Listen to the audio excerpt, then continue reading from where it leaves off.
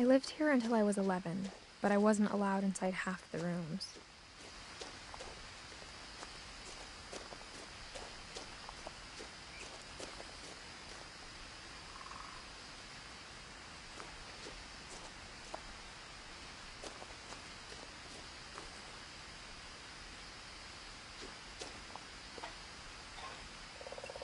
Inside the mailbox were bills from 7 years ago, marked urgent, open immediately.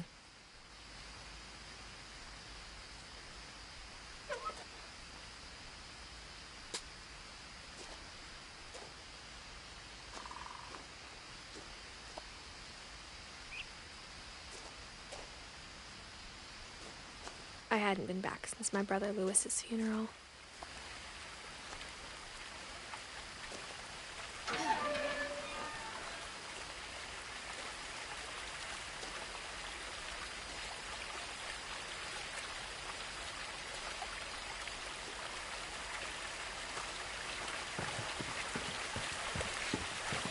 In her will, my mother left me a key, but didn't tell me what it unlocked. Maybe she thought I'd know. Or she thought that the mystery would be enough to bring me back.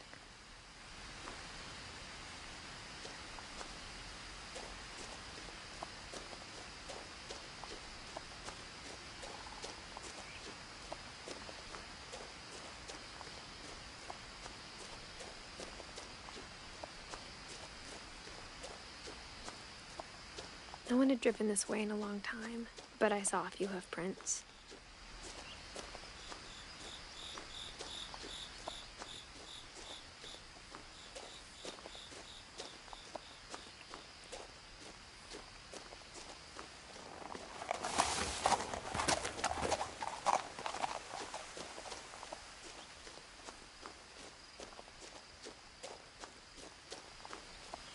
The truth is, even after I inherited the house, I never thought I'd come back to it.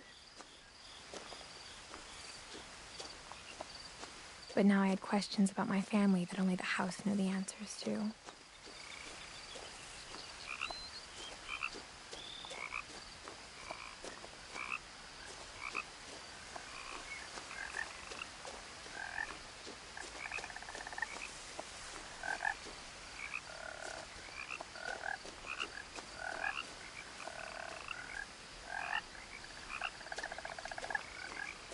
The house was exactly like I remembered it, the way I'd been dreaming about it.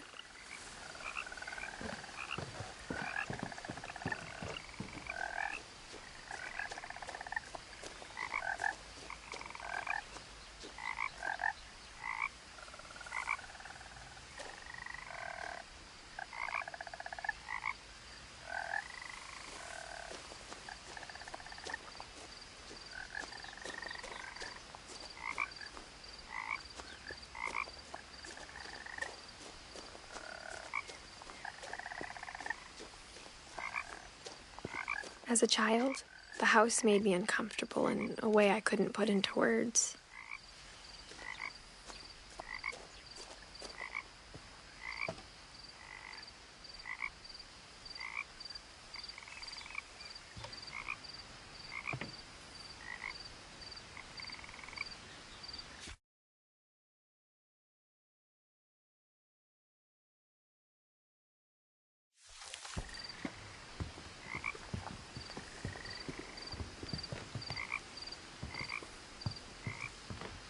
Now, as a 17-year-old, I knew exactly what those words were. I was afraid of the house.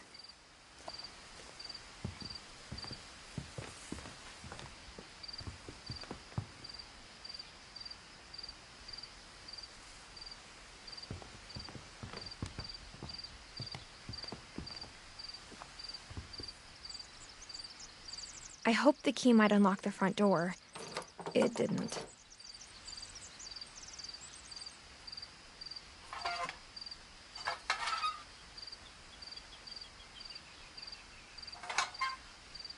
Looking in, I felt like the house itself had been waiting for me.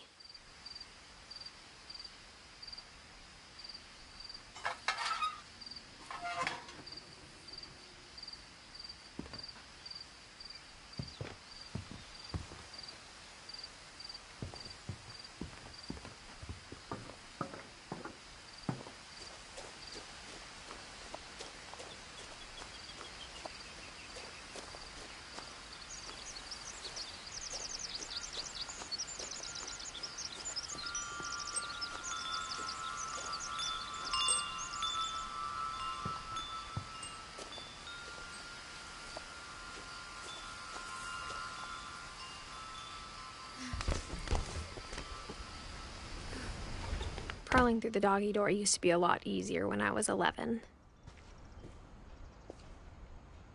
The power had been turned off the night we left.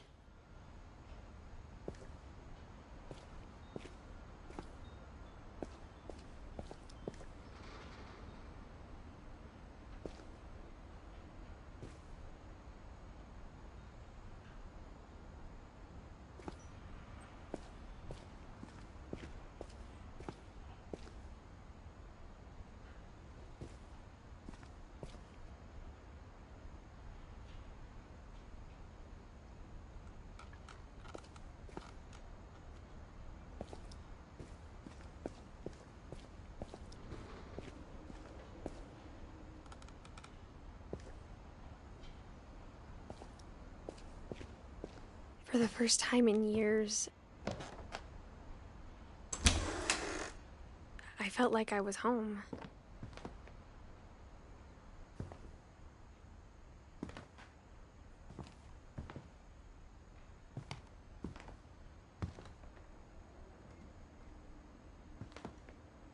But instead of a family, there were just memories of one.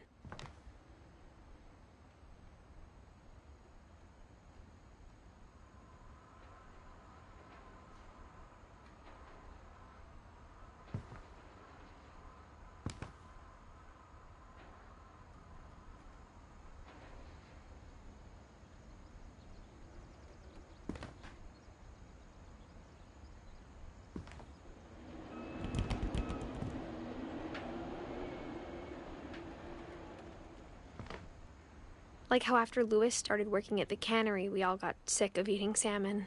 Except our cat, Molly.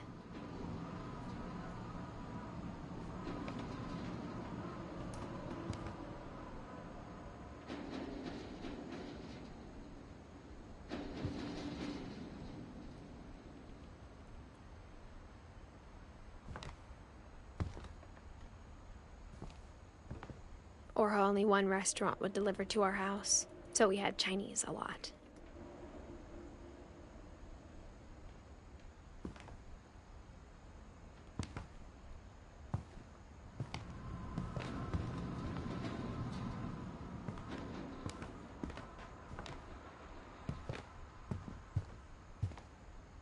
The table was still a wreck from the night we left. It was like a bomb had gone off, killing everyone but sparing the furniture.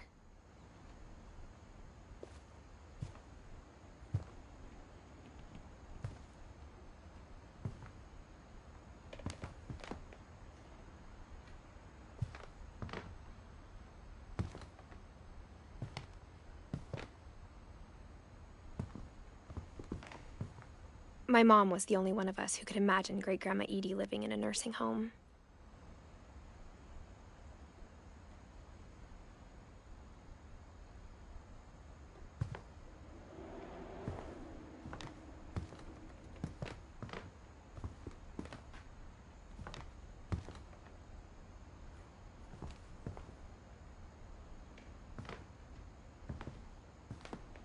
Nothing in the house looked abnormal.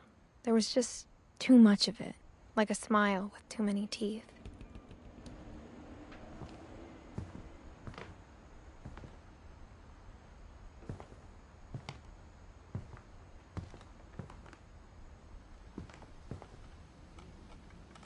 Even the fireplace had a story. Edie told me the bricks came from the original house, after it sank.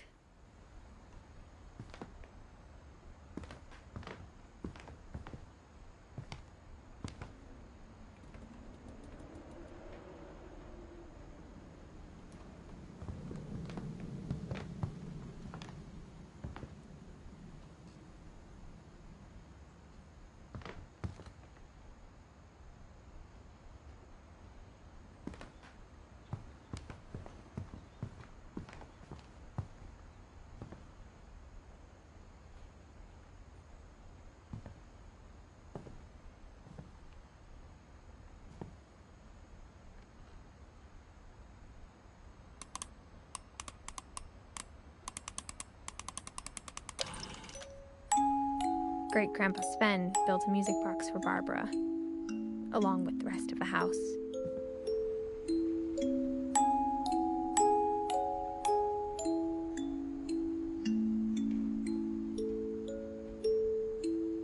Mom always told me to stay out of the basement, so I wasn't too surprised when the key didn't fit.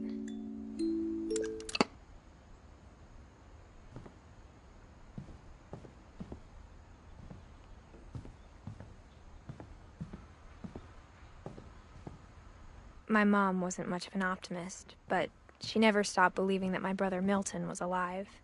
A lot of things got left behind in the whirlwind of that last night.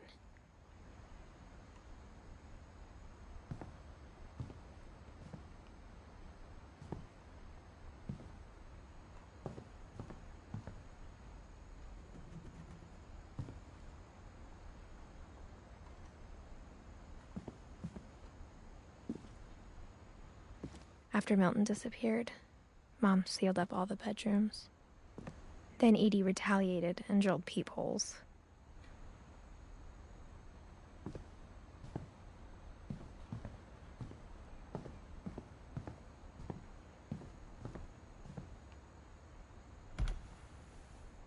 Molly always seemed like a girl I could imagine being friends with, if she hadn't died in 1947.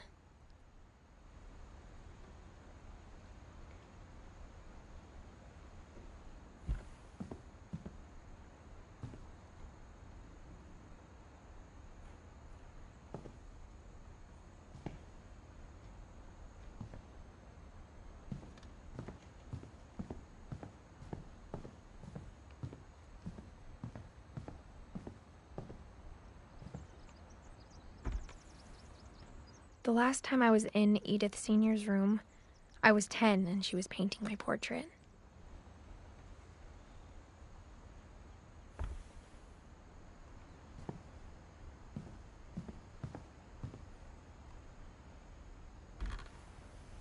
My Grandpa Sam spent 7 years sharing a room with his dead brother, Calvin.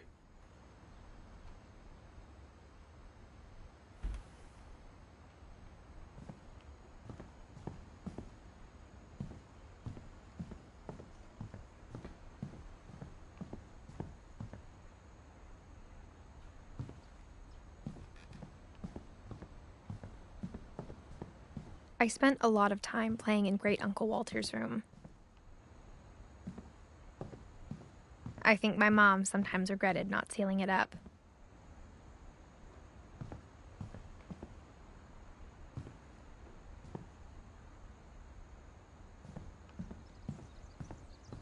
Lewis told me there were secret passages, but I never believed him.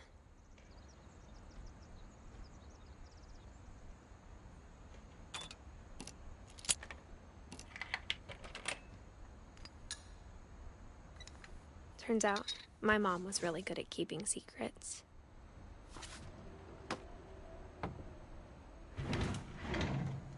Now it was time to find out what my mom had been afraid of.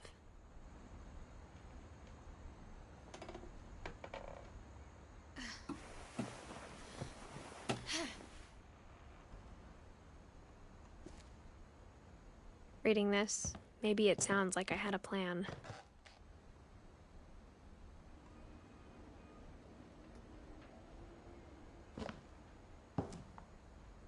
From the paintings on the wall, it was clear my brother Milton had been here before me.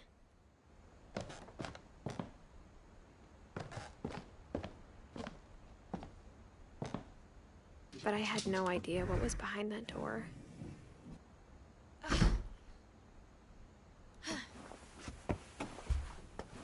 Just like I had no idea where all this was gonna lead.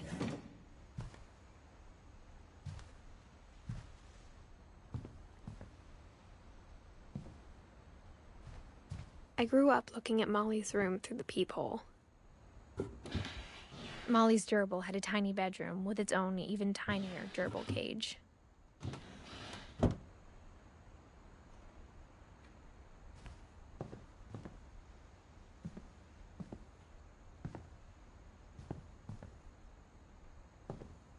Being inside for the first time, I felt like I'd stepped behind a painting.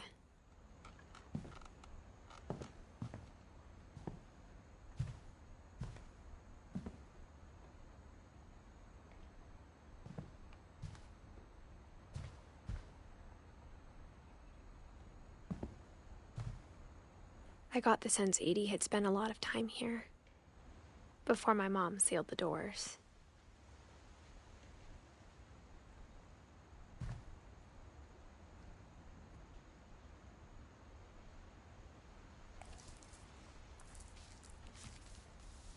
December 13th, 1947.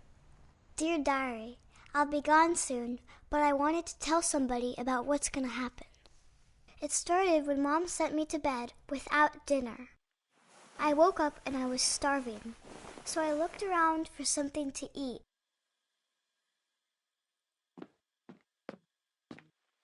My Halloween candy was all gone. The gerbil food was dry, but I didn't mind it.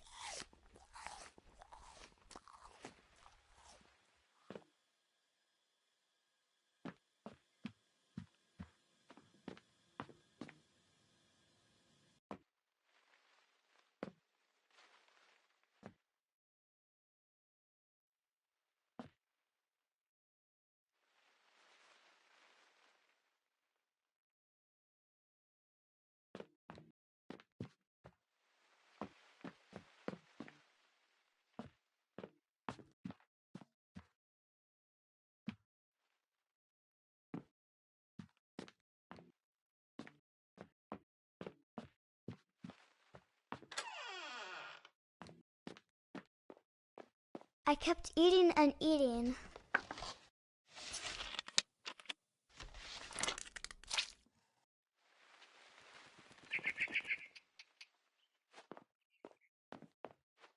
I ate a lot of things that night.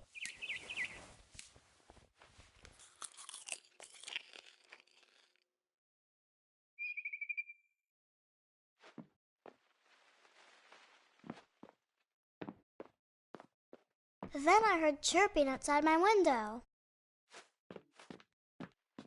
It was a barn swallow going back to her nest. I reached out for her.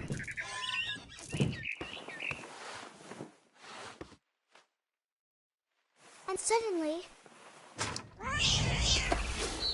I was a cat.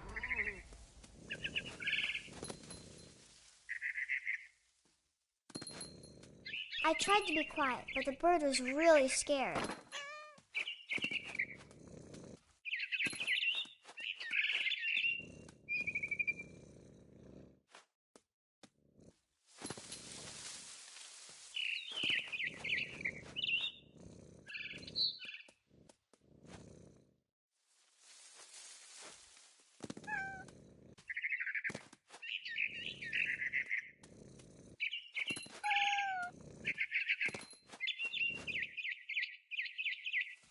I jumped and I almost got her.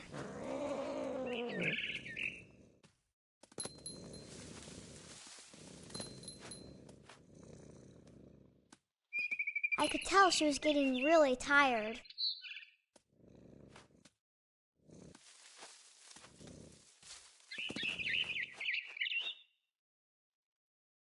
Now I was up in the big tree. I promised Dad I wouldn't climb it anymore. All I cared about was eating that mama bird.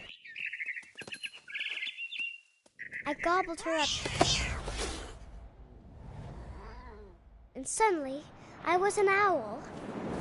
First, all I heard was the wind.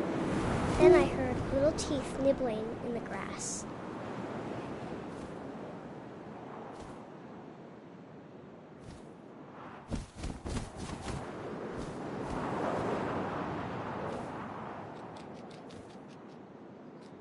Rabbits.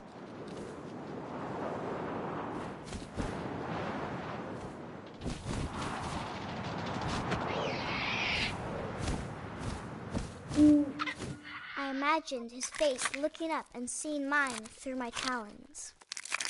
I swallowed him up, and I didn't chew one bit. Then I flew off to find something bigger.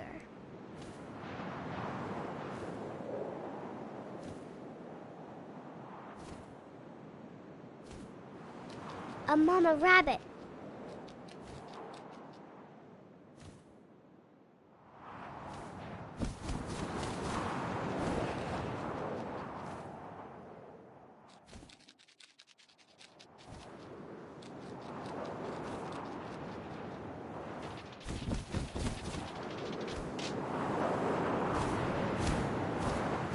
She was almost too big to carry.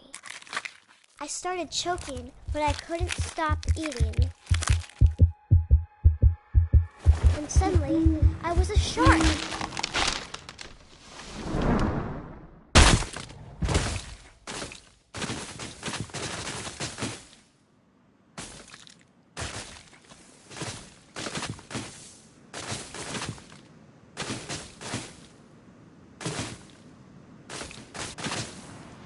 I rolled off a cliff and into the ocean.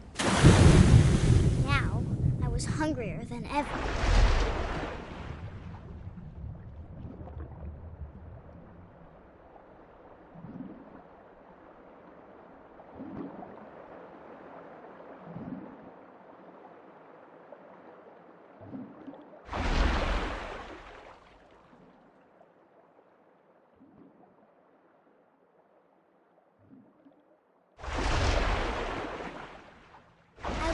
Fat, juicy seals.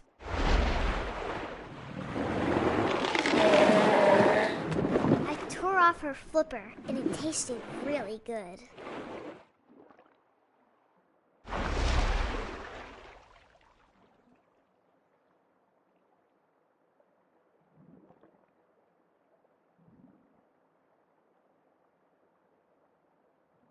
I grabbed on tight.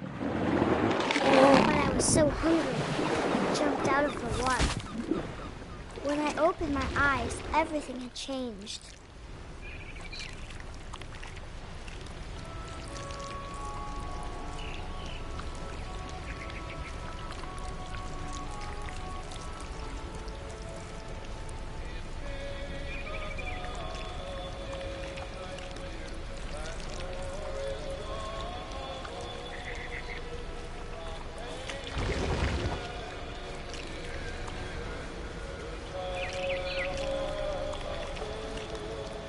Now I was a monster, and I smelled people everywhere.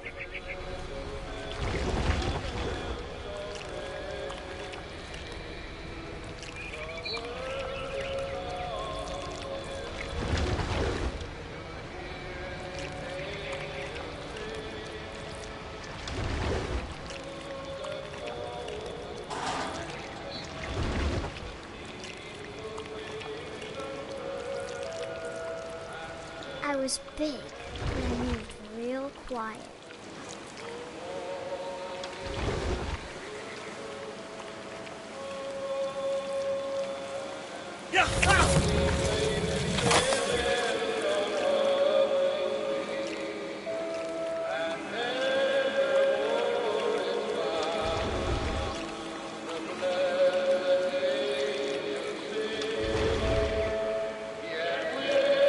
I wanted to stop, but also I didn't.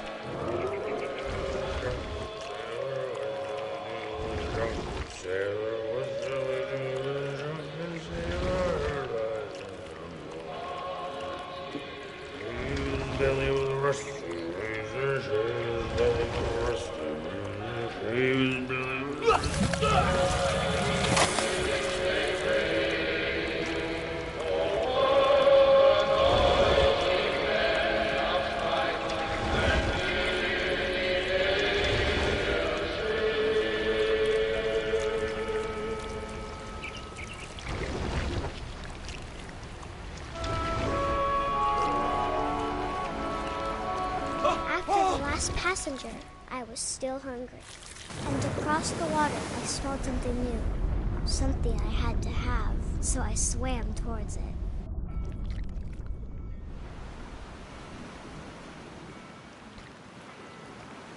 I slithered onto the sand, and the good smell went into an old pipe.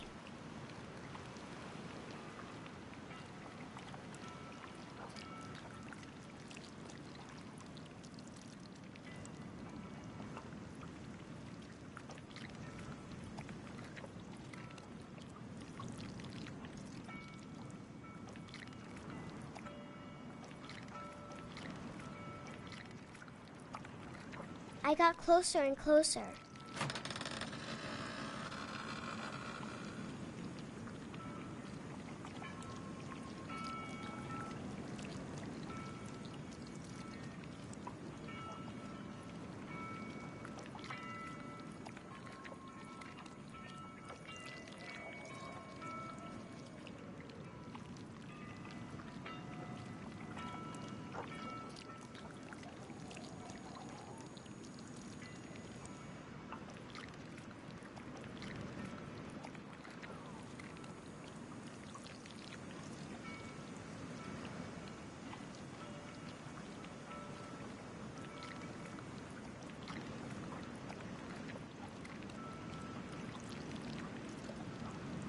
all of my stomach started growling.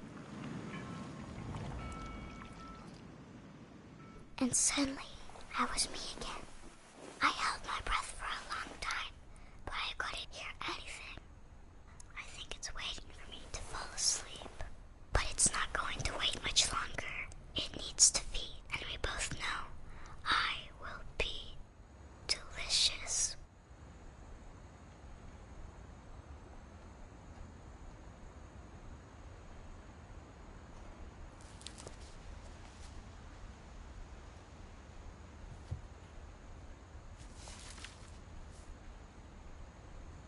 I'm not sure if I believed all of that, but I'm sure Edie would have.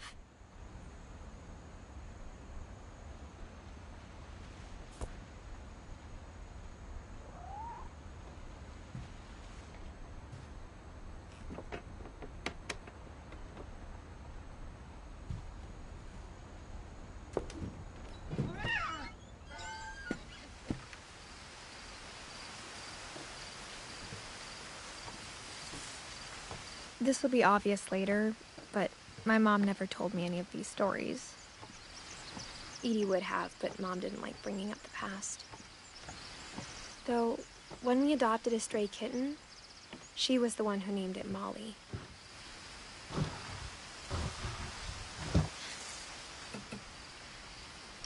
I spent a lot of time in Great-Grandma Edie's room.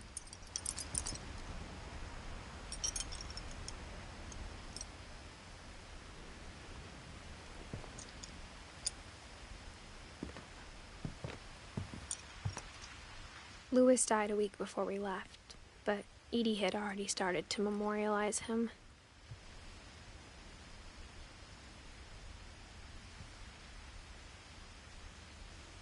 Edie knit me a new pair of gloves every year, just in time to replace the old ones.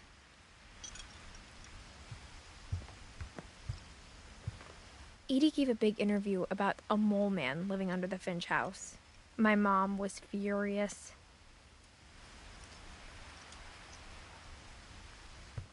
I hadn't thought of myself as Edith Jr. for a long, long time.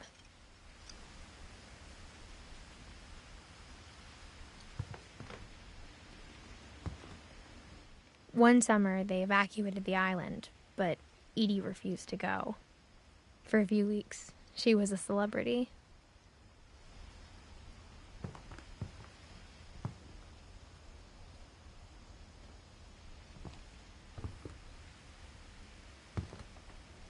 When Edie told people Sven was killed by a dragon, she could also have said he was building a dragon-shaped slide that collapsed.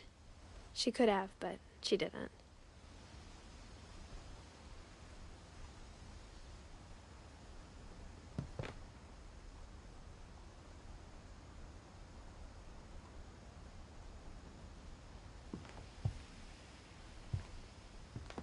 Even in her 90s, sometimes Edie seemed a lot younger than my mother.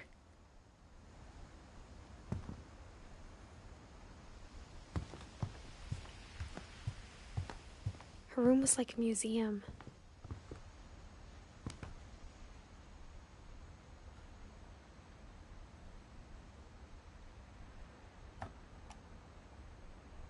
For 500 years, the Finches have been famous throughout Norway for their fortune and misfortune. Odin Finch buries the latest victims of the family curse, his wife Ingeborg and their newborn son, Johan. On January 7th, 1937, he set sail with his family and his house, hoping to leave the curse behind. But 40-foot waves off the coast of Washington send the house and Odin to the bottom of the sea. Odin's daughter Edie, with husband Sven and baby Molly, step ashore on their new home, Orcas Island.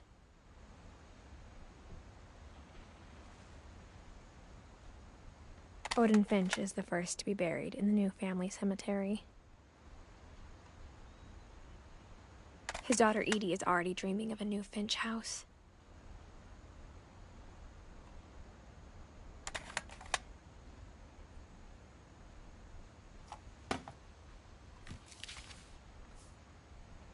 Whatever's wrong with this family, it goes back a long ways.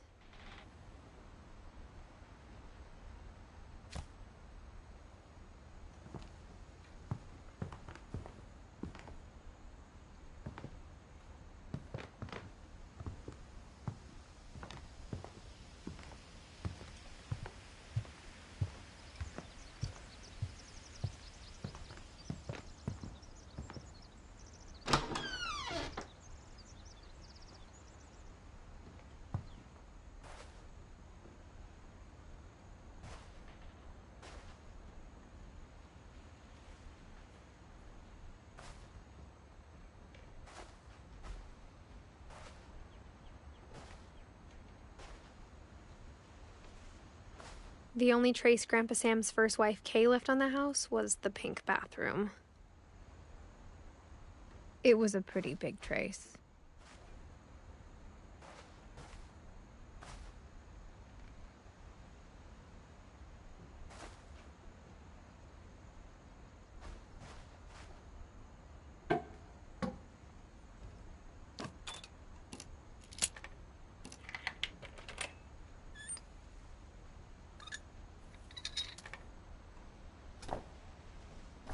There's a secret in this bathroom. It's in the last place you would look. It isn't in the cupboard. It's hidden in this book.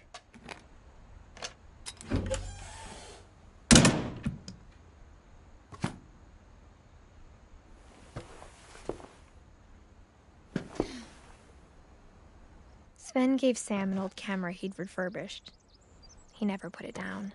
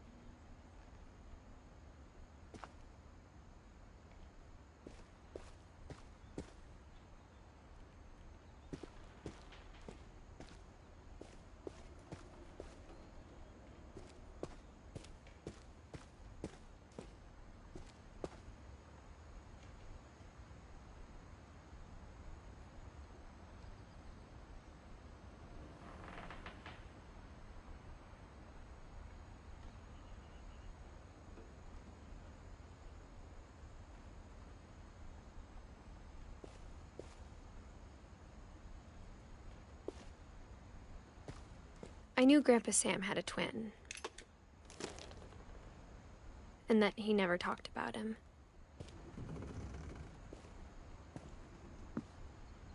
I guess my grandpa didn't like history any more than my mom did.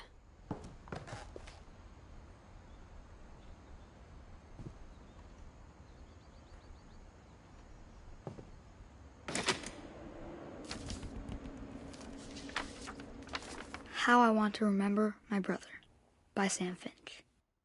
The thing I remember is that when he made up his mind, that was it.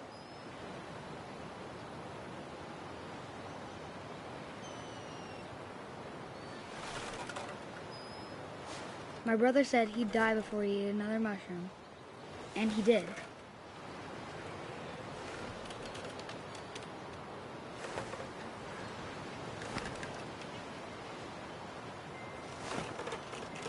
At Barbara's funeral, we swore we'd never be afraid again. And he wasn't. I think Calvin always wanted to fly.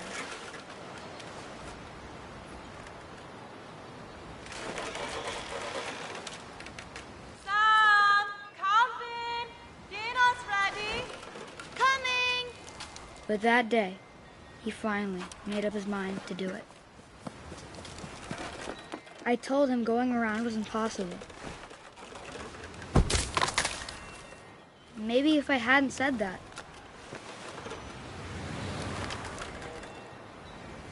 Calvin! I'm not gonna tell you again! So maybe if the wind hadn't picked up, then maybe he'd still be here. But I doubt it. I think he'd already made up his mind.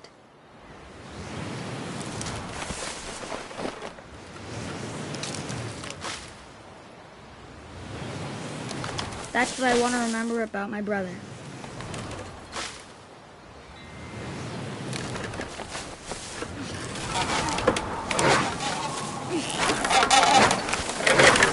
The day he made up his mind to fly. And he did.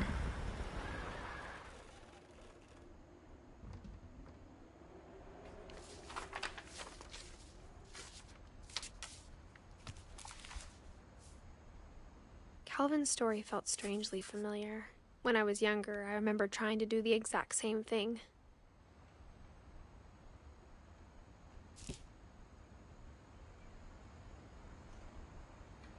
After the funeral, Edie roped off Calvin's half of the room.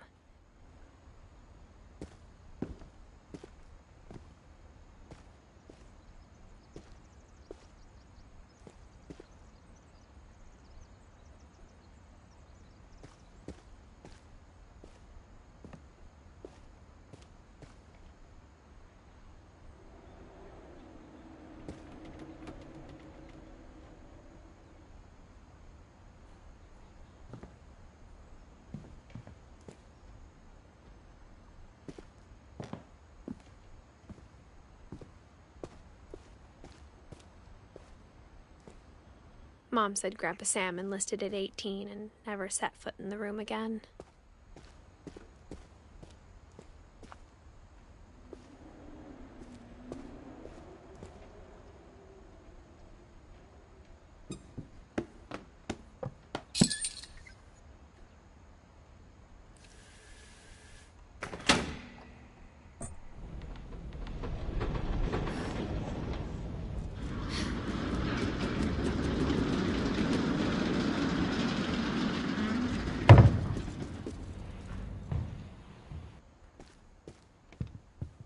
The passages were a pretty tight fit. They'd obviously been built for smaller hands and bellies.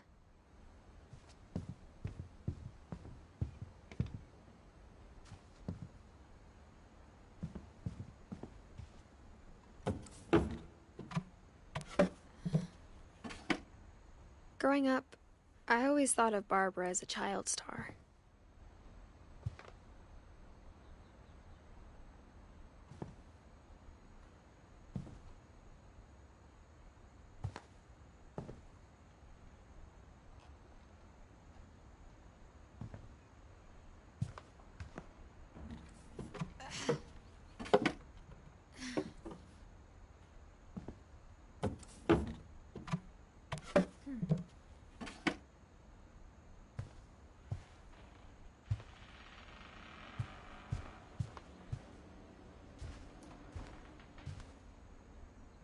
I never thought about how hard it must have been for her afterwards.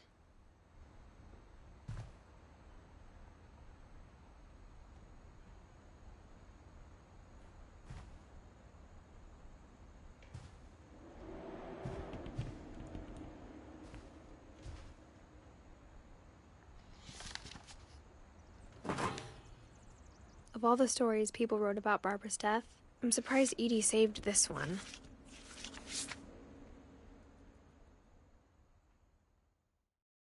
Old Jack here with another ghastly tale inspired by America's most unfortunate family.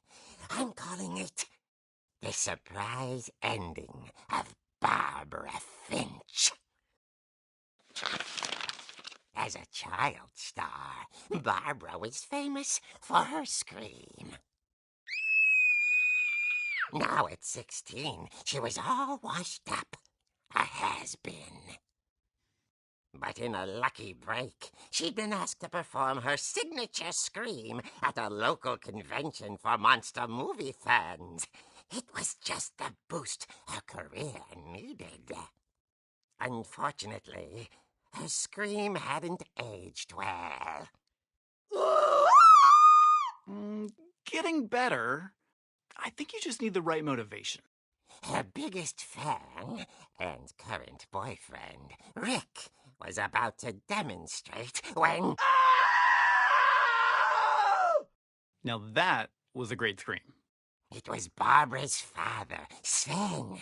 He'd slipped into a table saw and had to be rushed to the emergency room. So Barbara got stuck babysitting her youngest brother, Walter. Her convention comeback was cancelled. Okay, I'm hearing frustration, but I'm not hearing terror.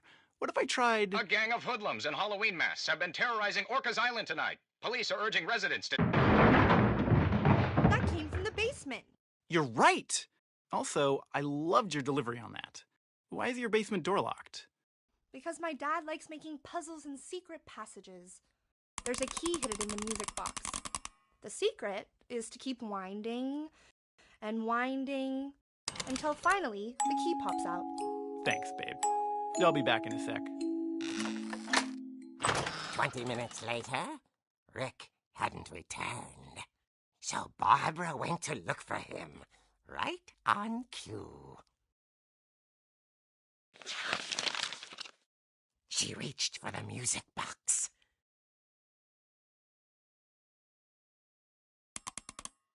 And as she wound the key, she listened for Rick, but the house was silent.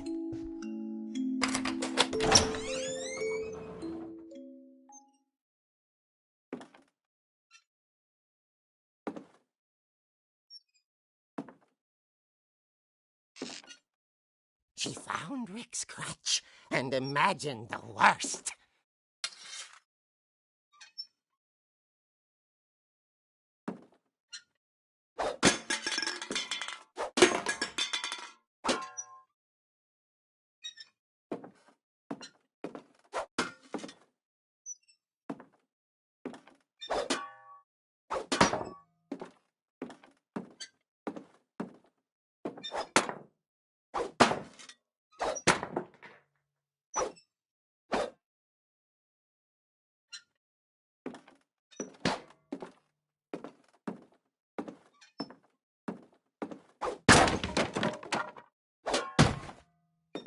The gang's leader is the infamous Hookman killer, Dr. Carl Hamill, who impaled and then ate his family 10 years ago tonight.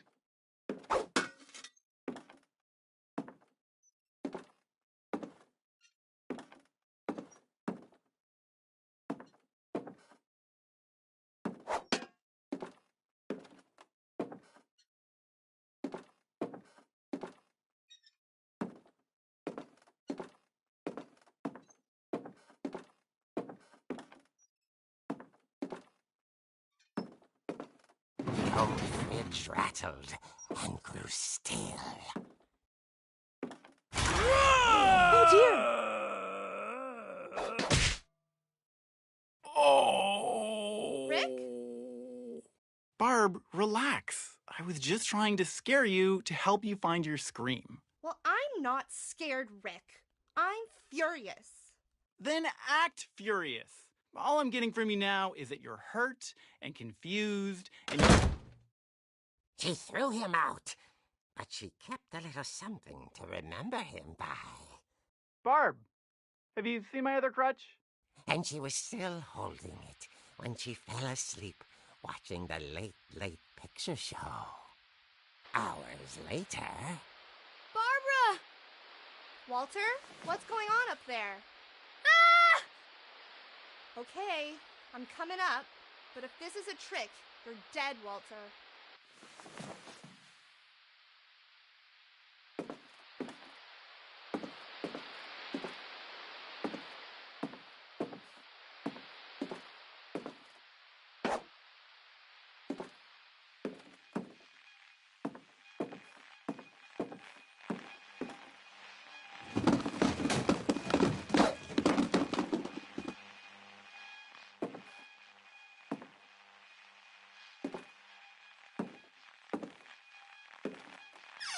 Walter, are you there? Walter had vanished, but his bedside radio was still on. Orcas Island police describe the man as 6 feet tall, with a steel hook for a hand. Residents are urged to lock all doors and windows and notify the police of any suspicious activity. Barbara turned, saw the hook man, and was speechless. He was quite smashing. And there he was. He couldn't get enough of Barbara. Okay, Barbara, there's gotta be another way out of here.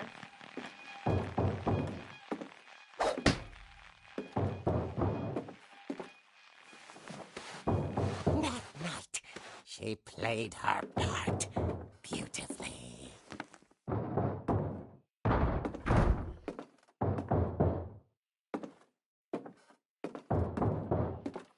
Molly's door hadn't been opened in years. The hinges groaned.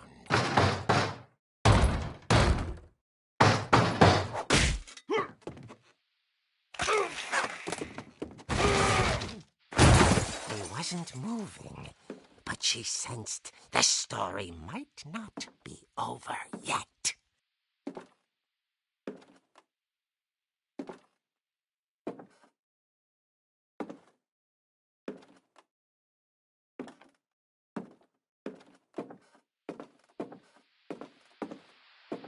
The hookman had vanished. She listened for his breathing, but all she heard was...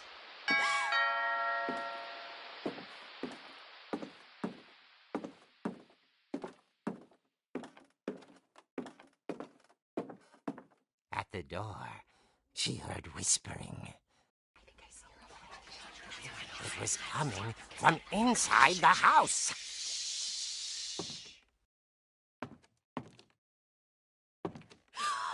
Oh dear.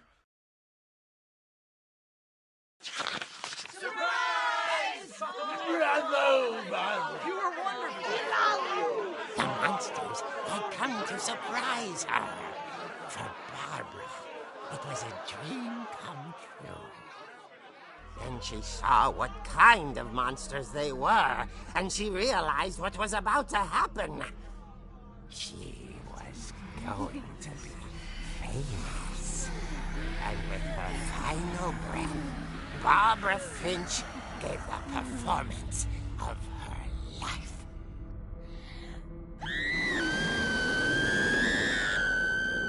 I wasn't there myself, but I hear Barbara was magnificent. Poor girl. She had a taste for stardom. But unfortunately, so did her fans. Of course, the police blamed it all on poor Rick, who disappeared the same night. And little Walter, hiding under his bed the whole time. He took it all pretty hard, but that's another story. As for Barbara, tucked inside the music box was all they ever found of her. Her ear. Now that's what I call a real eerie tale.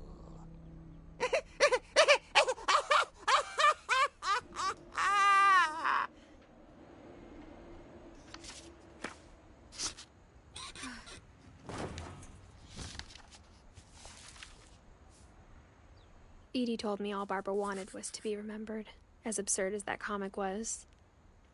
Maybe what Edie saw was a happy ending.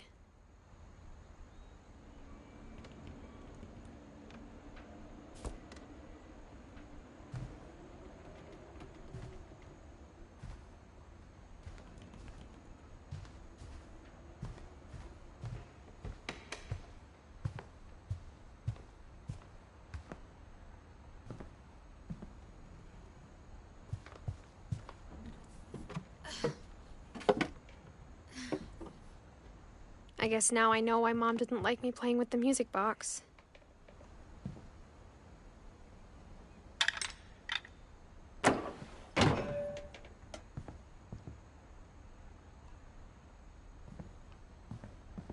Edie's father, Odin, built the original house.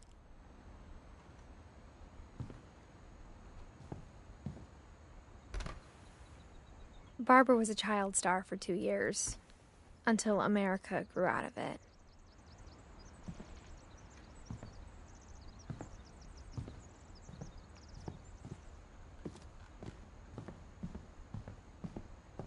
It's funny. All those times I played with the music box and never found the basement key.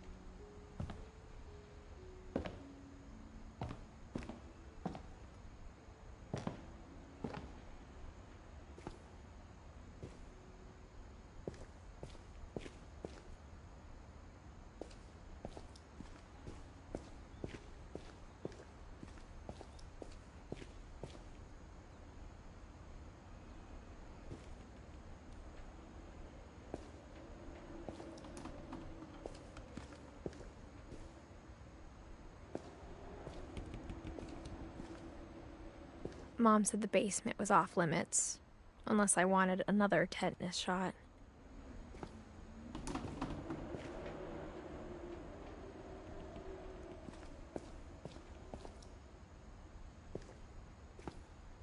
I saw Edie sneak down to the basement once, carrying packages.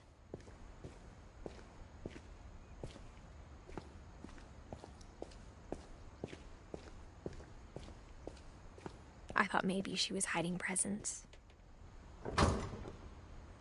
It turned out she was hiding a lot more than that.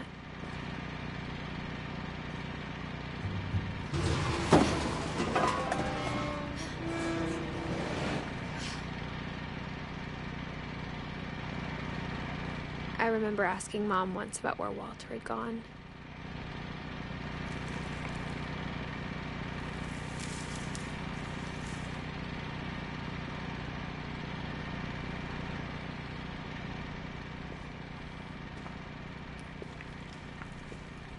She said after Barbara died, he got as far away as he could. If there's a pattern in all these stories,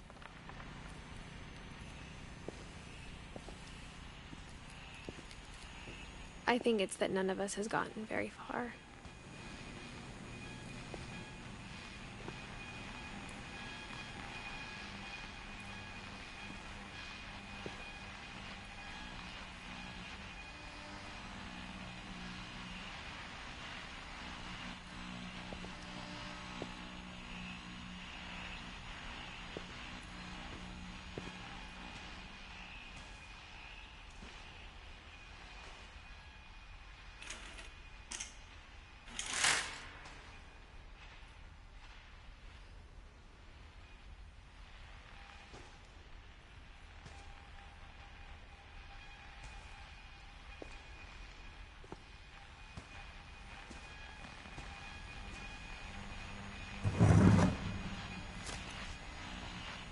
Goodbye, everyone.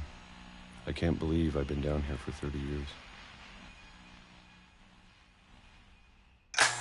On that first day, after the shaking started, I didn't think I'd survive a week.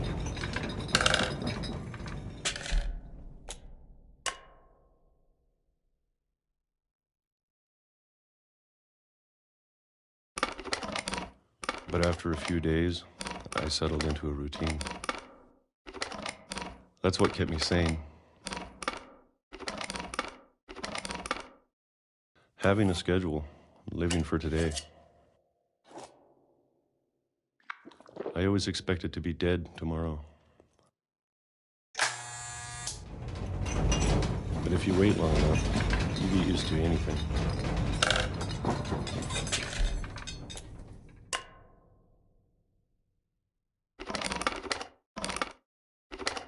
Even a monster on the other side of the door starts to feel normal. Almost friendly.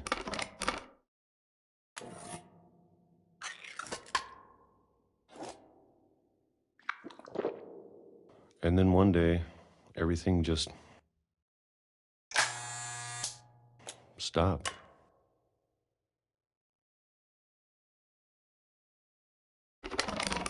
Whatever that thing was, it was gone. Maybe it got tired of waiting. Or maybe I just got tired of being afraid.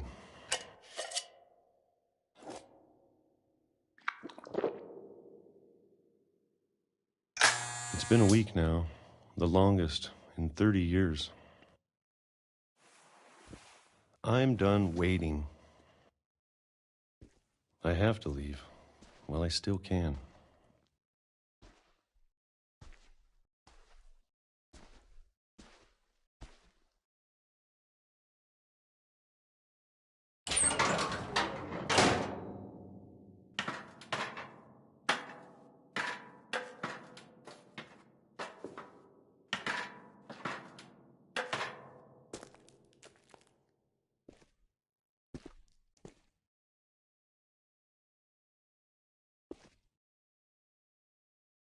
I know it's out there somewhere.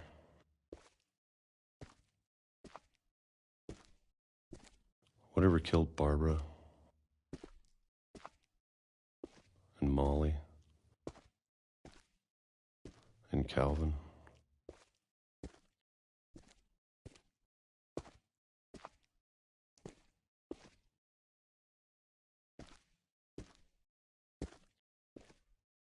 Maybe this is all a mistake.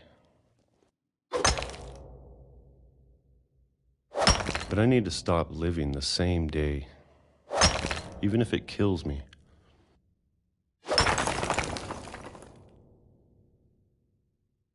Whatever's out there, I want you to know I'm ready for it. I'm going to appreciate all of it, especially the food. I don't mind if I only have a year left. Or a month. Or a single week. I'd be happy with one new day. I can already imagine the sun on my face.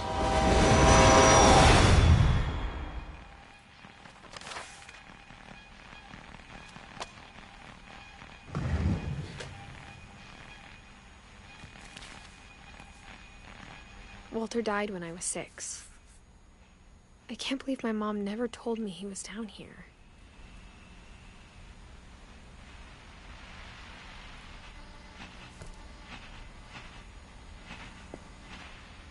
I'm sure my mom was trying to protect me.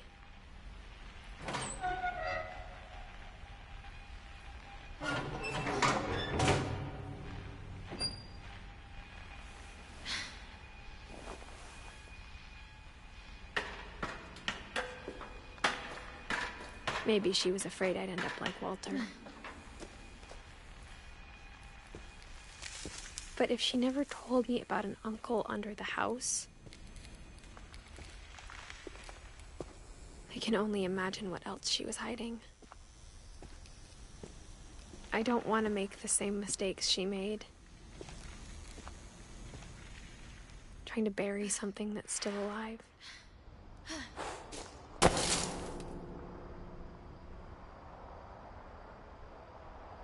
Now that there's only one of us left, or maybe 2, I thought it was time I heard the stories for myself and found out what happened to everyone else. But now I'm worried the stories themselves might be the problem. Maybe we believed so much in a family curse, we made it real.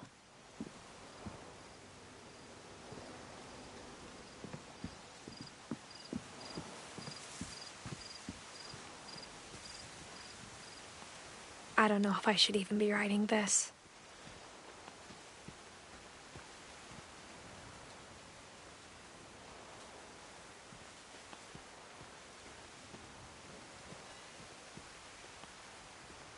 Maybe it'd be better if all this just died with me.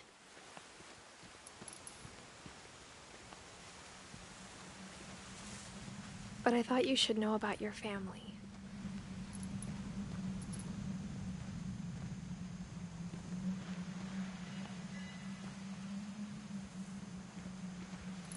And the history you're a part of.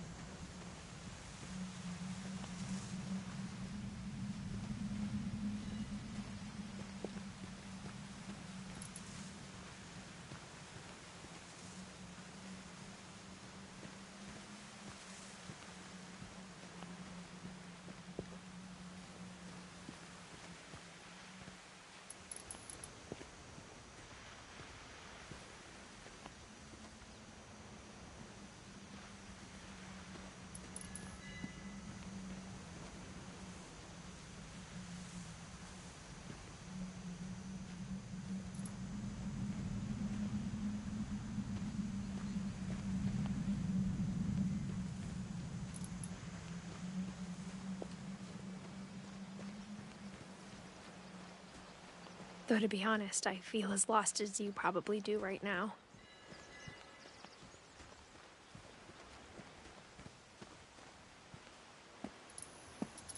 I think the people in these stories believed them, for what that's worth.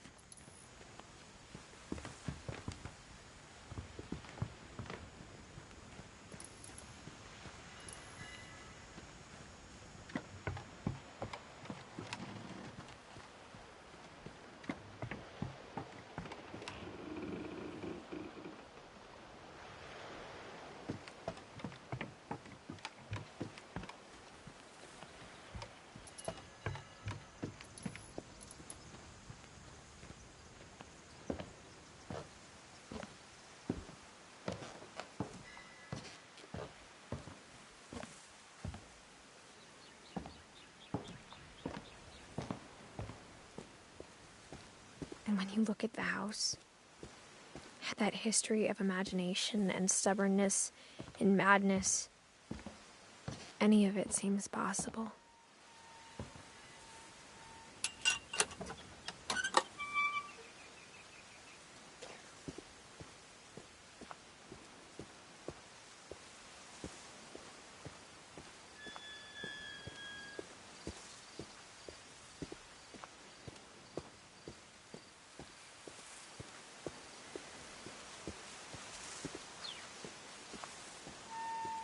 I think we've been surrounded by death for so long, we've just gotten used to it.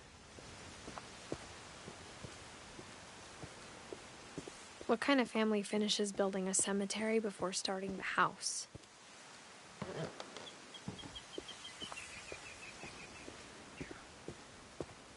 It's embarrassing for me to admit this, but the pet cemetery made me more uncomfortable than the human one.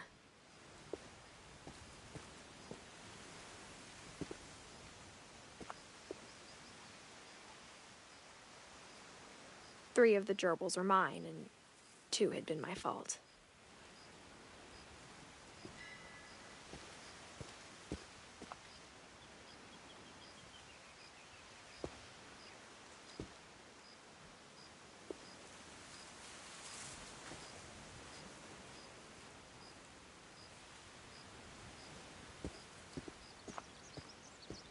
Sven built the house, but it was Edie who designed the cemetery.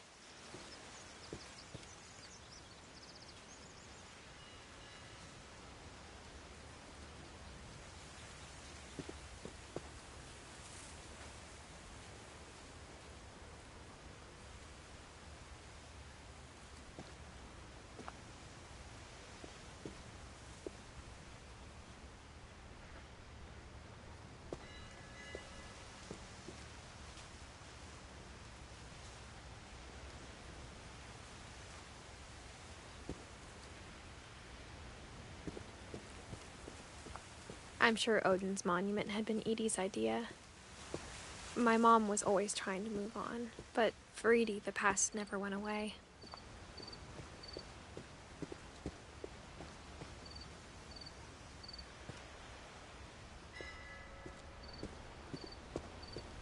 She could see it poking out of the water at low tide.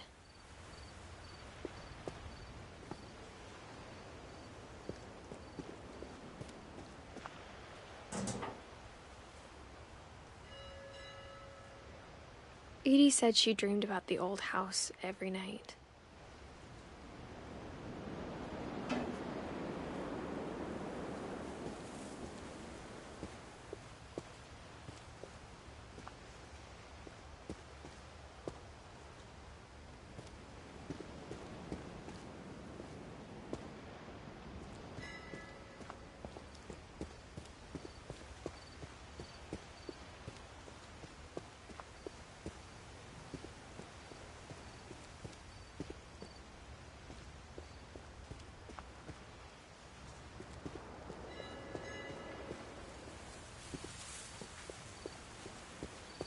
Edie's side was always easier for me to understand.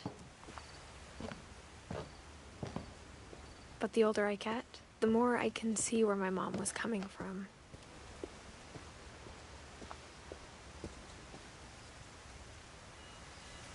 Her dad had been pretty strict, but it wasn't enough to save her brothers. She was just trying to do better.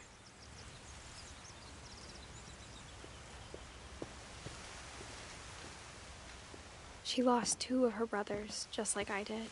I get why she tried so hard to protect us.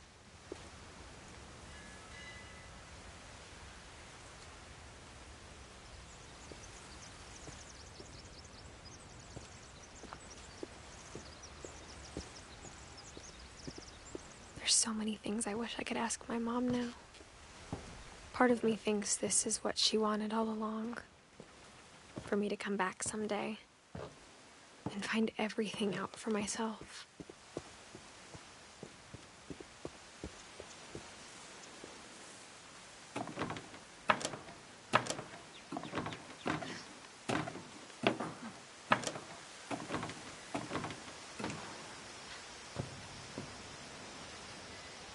But looking back on it now, if she told me there was going to be so much climbing, I never would have come when I was 22 weeks pregnant.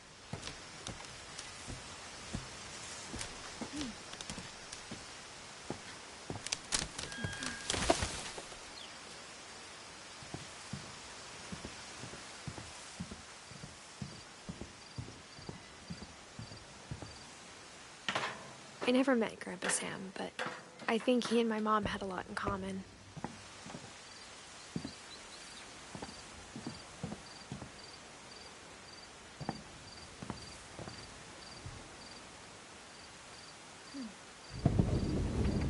They were both pretty intense.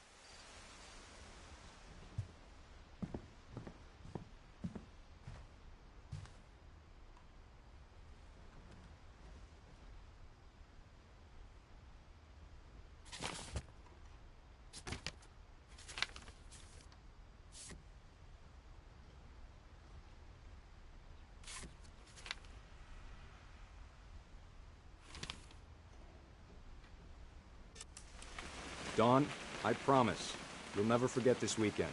Yes, sir. These memories are gonna last a lifetime. Am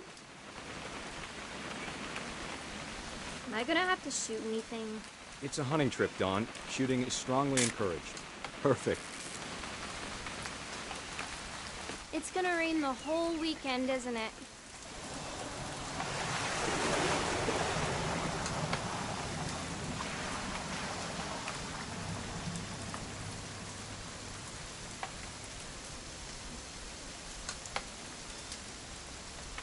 Please just take the damn picture. Hey, language. I will never forget this weekend, Dad. That's the spirit. Okay, got it. I'm gonna take some pictures, okay? Just be careful. That camera's older than you are.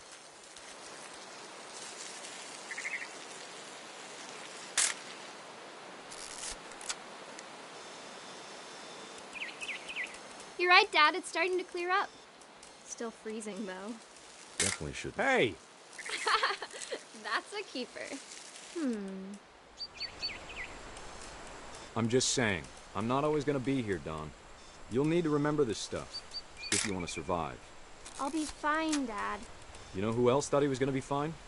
Some guy who died. Dawn, I'm being serious. I know, Dad. You're always serious. Doesn't being out here make you want to chill out? Well, to tell you the truth, I haven't been out here in 20 years.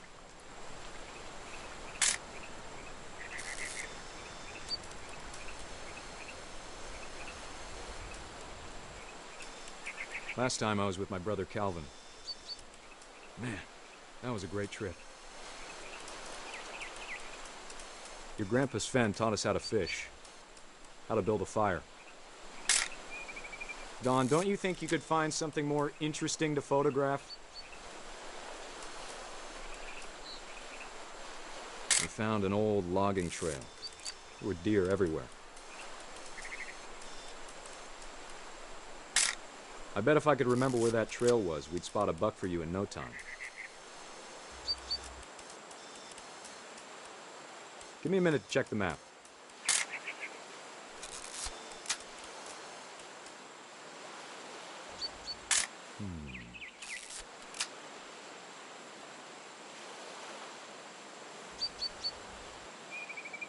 Let's see.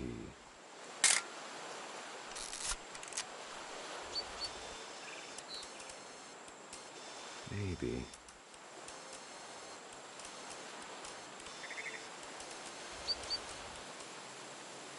Or was it?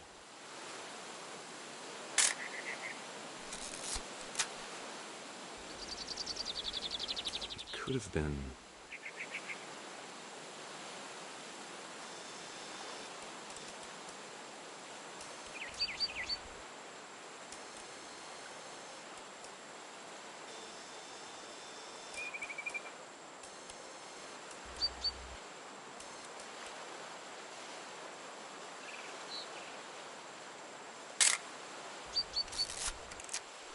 Dad!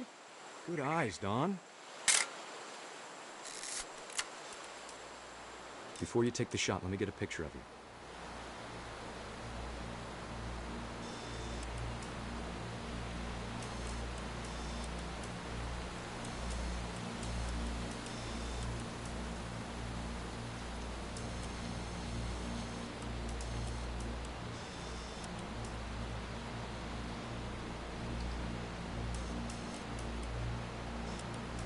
Dad, I... Just breathe. Let me get behind you. Do I have to do this? Dawn, you don't have to do anything. But if you want to survive, you'll need to be strong.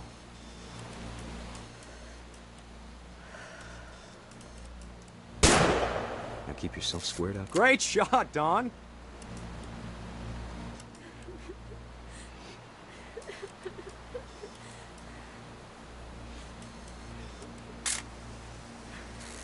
I'm proud of you, Dawn. Always remember that, okay?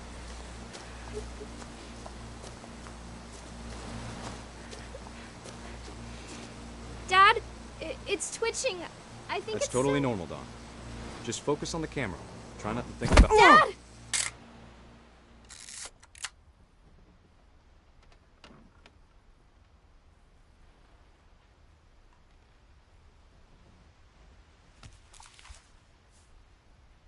Of all these stories, that's the one I wish most that my mom had told me.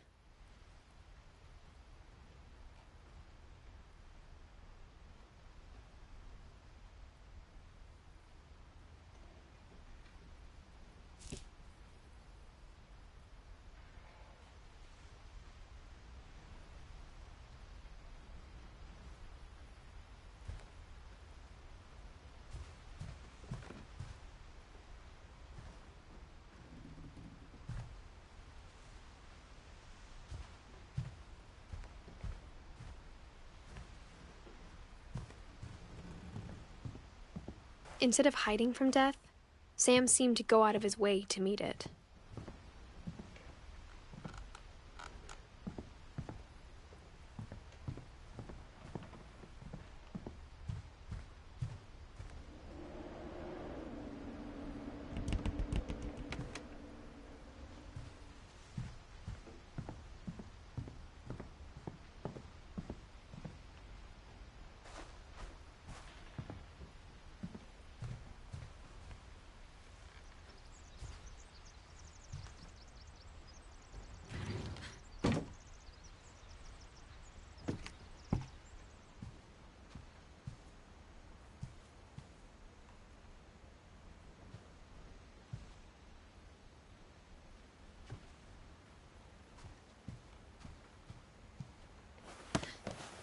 After Sam died, my mom and Edie got really close.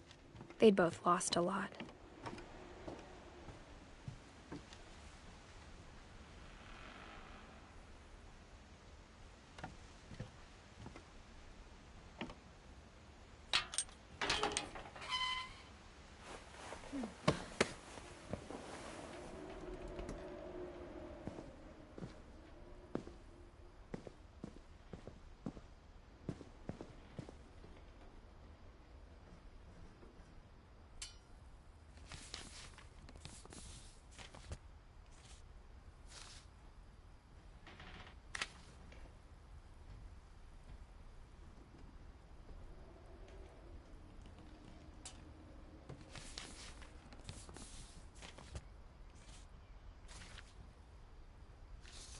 Dear Kay, do you remember the way Gregory used to laugh when he thought he was alone?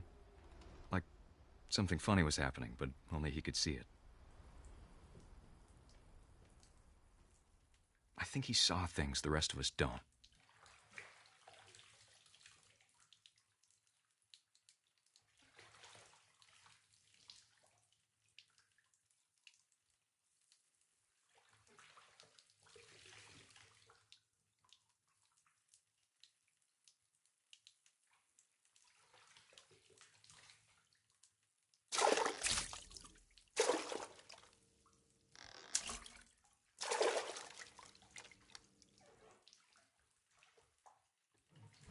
That's over, Gregory. It's time to... Hold on, sweetie. Hello? Sam, I told you I don't want to talk right now. I wonder what he saw.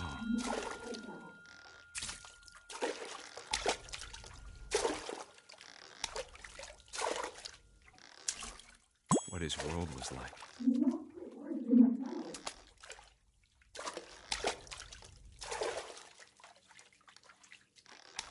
He reminded me so much of Calvin. Lost in his imagination. Whatever it was he saw.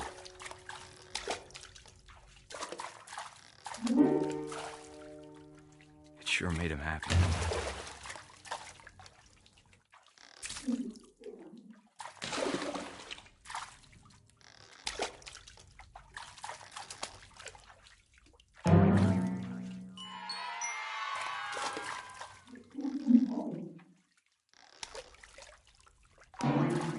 I know how silly it sounds.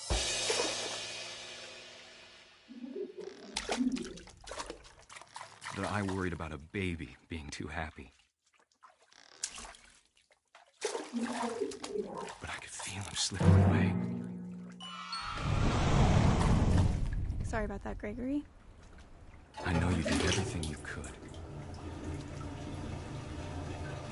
Maybe if I hadn't called that night. Damn it. Hold on, I don't want Gregory to hear this. I wish he could have told us about the world he saw.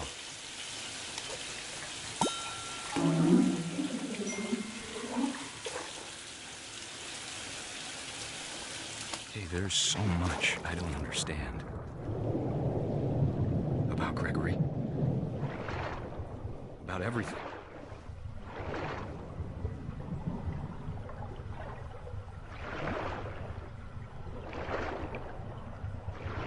But I know what happened wasn't your fault.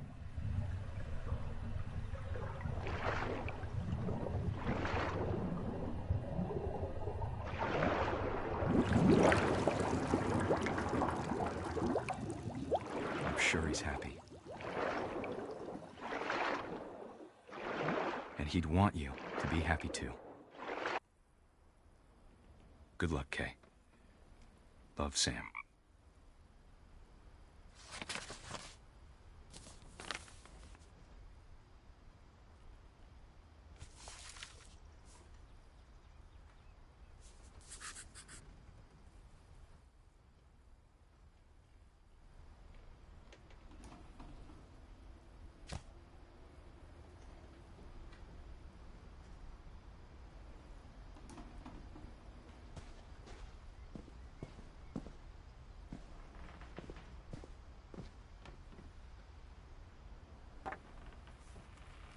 A poem for Gus, who always said the wedding was a bad idea. Our father never hit us kids, at least not very hard, before the day my brother said with teenage disregard that he'd be dead before he'd see a wedding in our yard.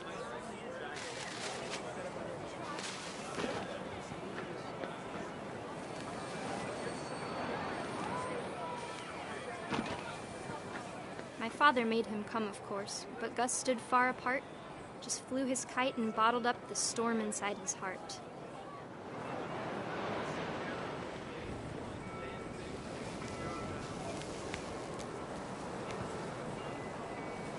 I tried to talk him out of it, but though he'd never met her, we don't need a stepmom, were the words that I now remember. pronounce you husband and wife. You may kiss the bride.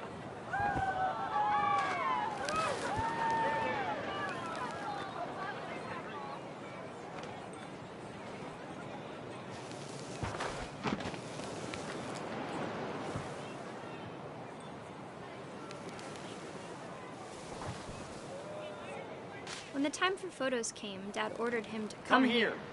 But Gus declined, and as a sign held up his middle finger.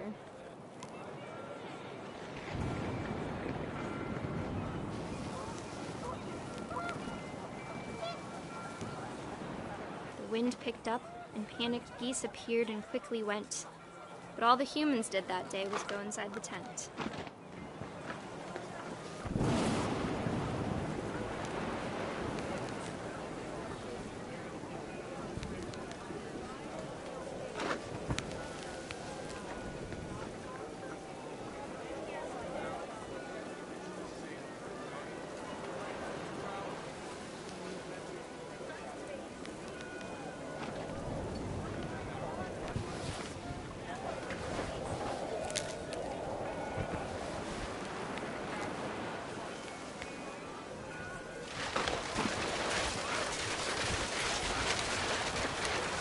The rain came down in buckets then, but no one seemed afraid that nature might destroy the tent our dad had crudely made.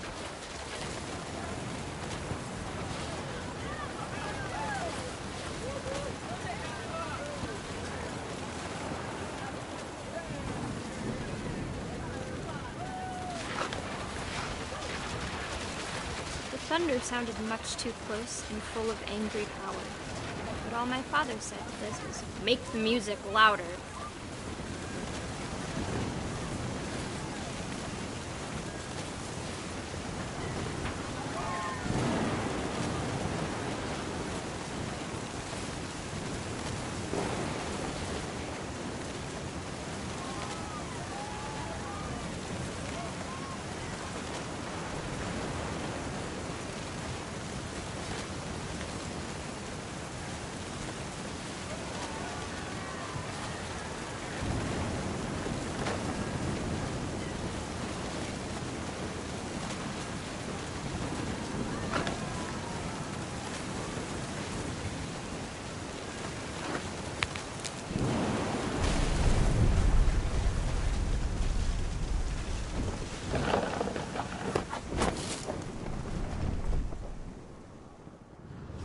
I wish that I could truly say I thought about you on that day.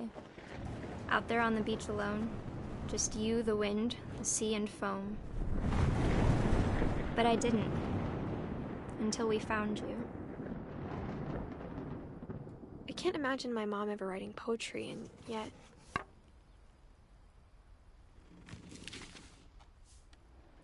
She never talked about him, but Mom told me once if I was a boy, they were going to name me Gus.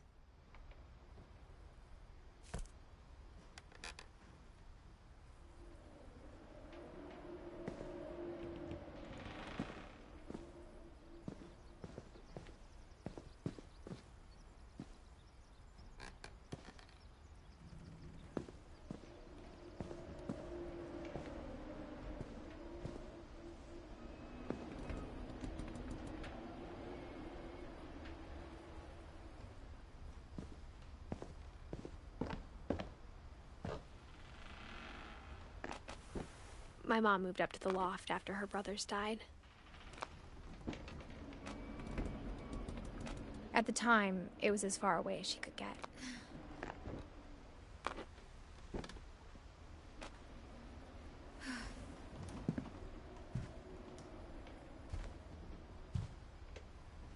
Religion was another thing my mom never talked about, but I think it helped her a lot after her dad died.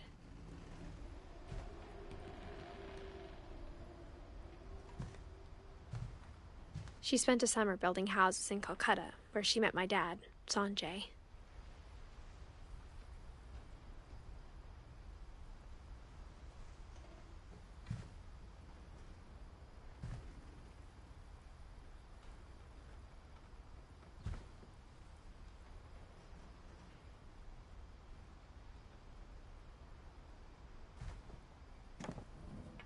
My mom moved to India a week after graduation and got a job teaching English.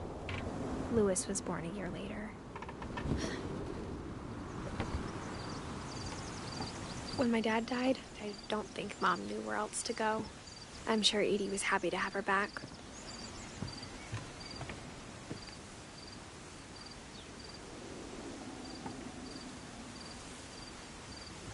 And to see kids in the house again.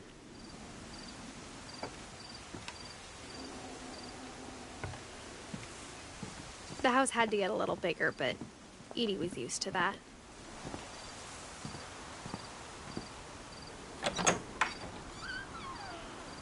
And for a while, things were good. Almost normal.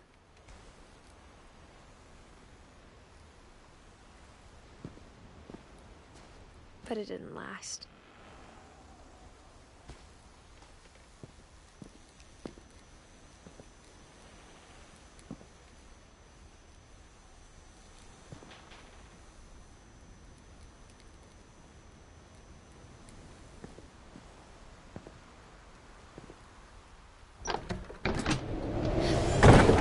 The beginning of the end was Milton's 10th birthday, when Edie gave him a castle.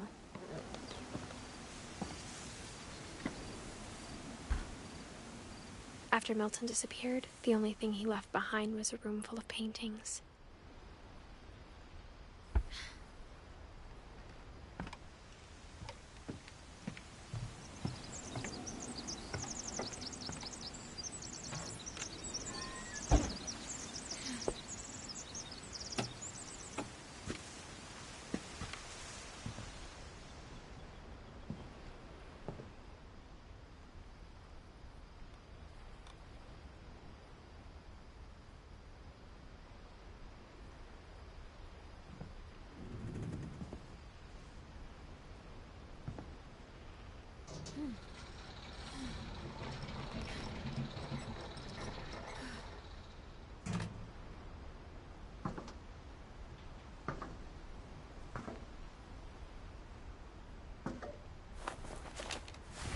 Milton Finch in The Magic Paintbrush.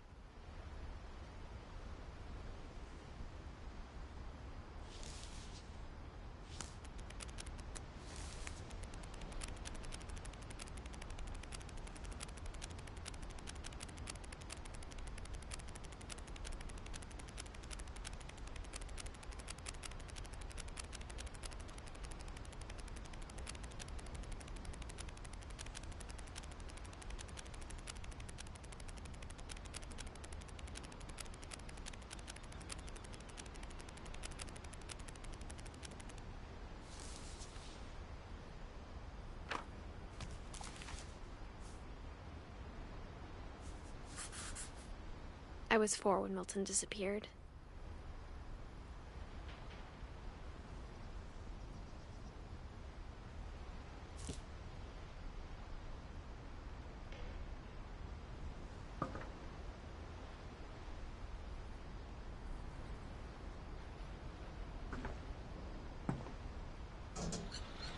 Mom spent months searching for my brother.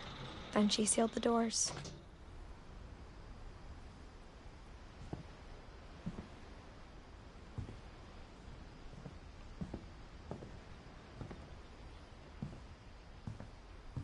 I think Edie was happy to finally have another painter in the family.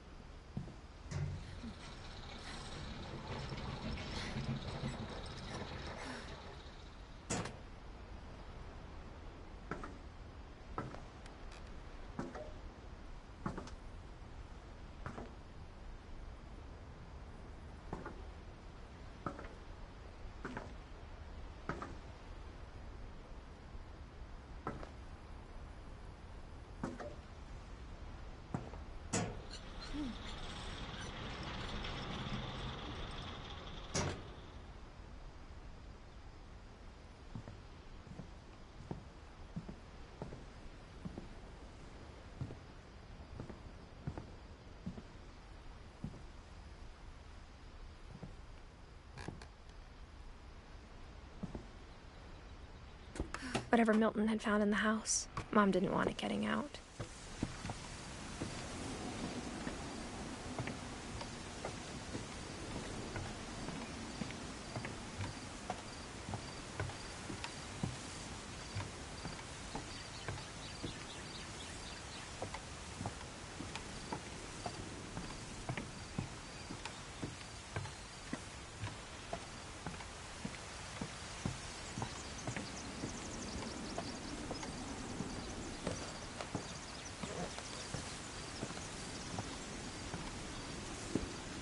Mom definitely blamed Edie, but I think Louis blamed himself. After he graduated, he just spent more and more time in his room, until Mom got him a job at the cannery. Everyone always told me to stay out of Louis's room, except Louis.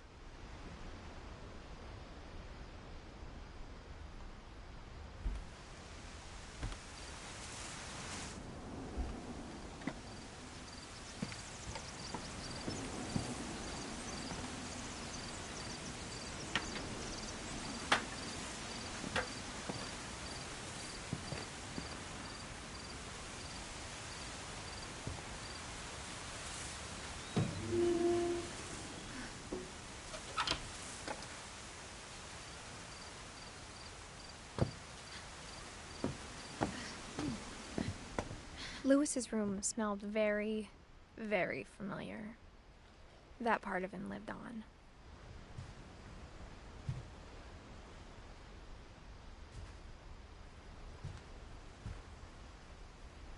Louis and I spent a lot of time playing games together, but he was surprisingly bad at them. He died a lot.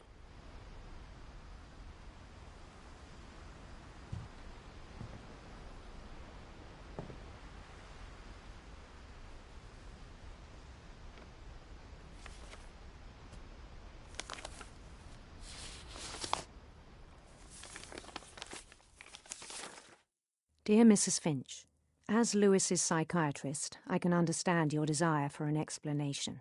As I see it, the trouble began in January, shortly after we convinced your son to seek treatment for substance abuse. Newly sober, I believe Lewis first noticed the monotony of his daily life.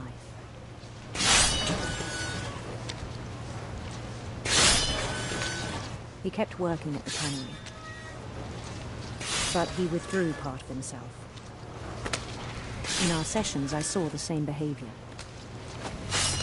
His mind began to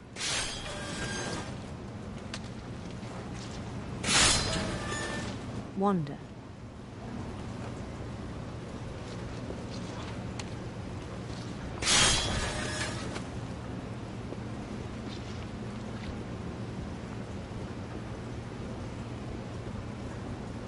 I asked him to describe it.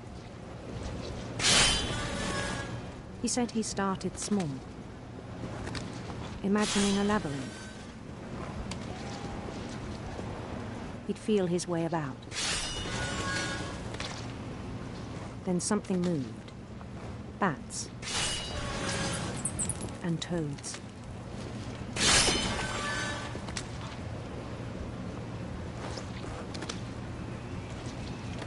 And things that have not names.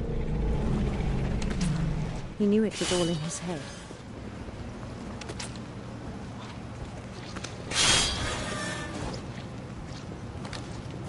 But he took it very seriously. I had hoped he'd find himself.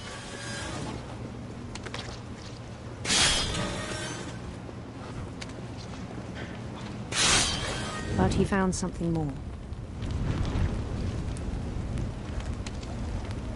I worried about him then. Daydreaming at the cannery. I spoke with his boss.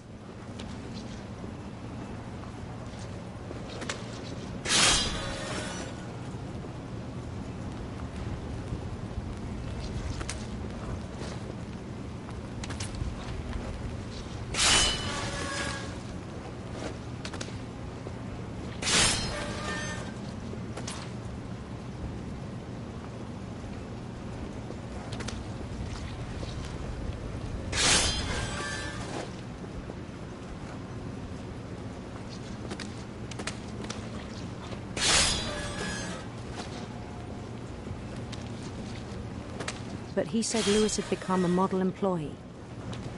Methodical, tireless, focused.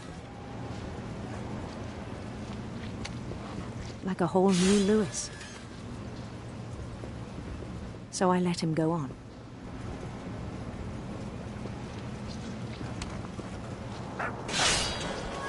I even encouraged him. It seemed very promising at first. He told me he'd made a new friend.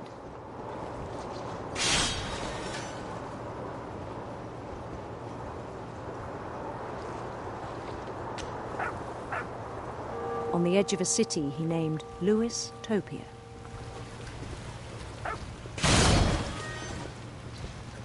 He built the city up slowly, brick by brick.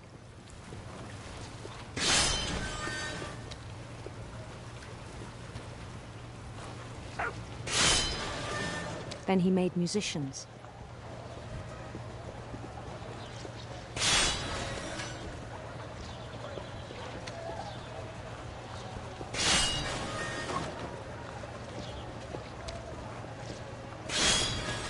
And songs for them to play.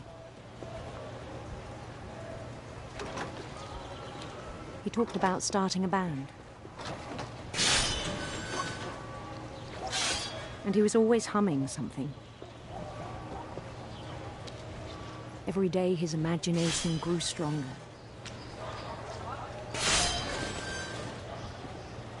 He no longer spoke at the cannery. But his chopping was as reliable as ever. Then one day it struck him that all the cheering crowds, even the stones under his feet, were all in his imagination, so he could do whatever he wished.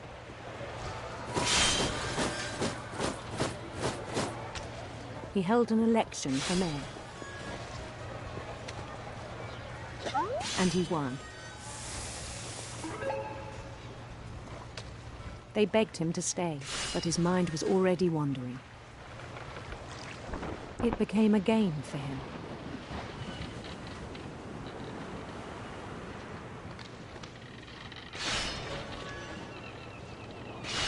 He'd conquer a city, then immediately push on.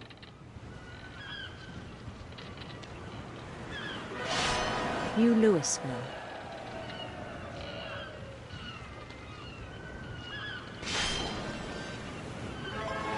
St. Louis. He started drifting away from our reality.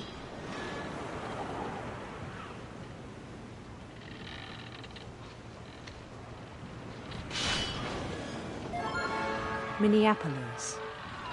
Until one day he forgot to go home from the cannery. Even as his mother pleaded with him, part of Lewis kept sailing on.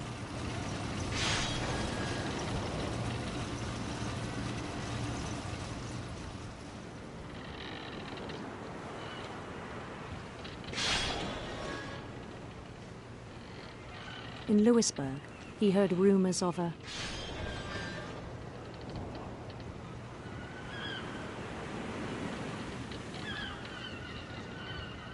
beautiful prince.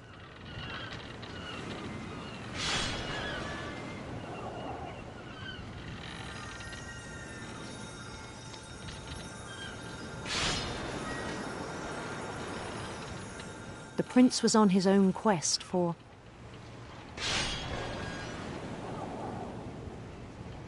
sinister serpents.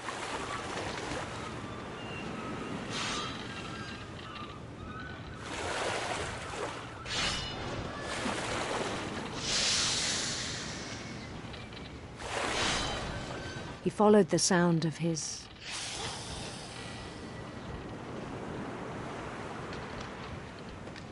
electric sitar.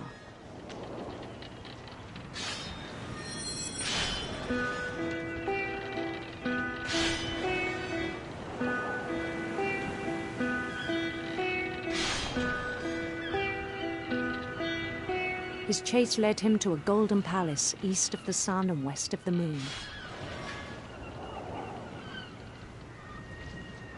Even then, his logic remained sound.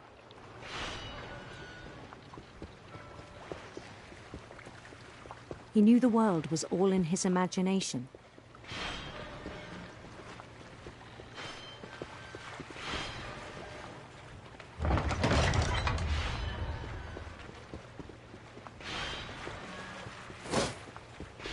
But he was so proud of having created it.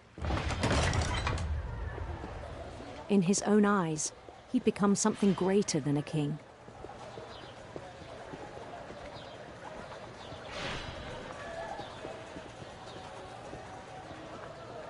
For someone who'd never known success in the real world, I think it was overwhelming. And then it struck him that the real Lewis was not the one chopping salmon, but the one climbing the steps of a golden palace.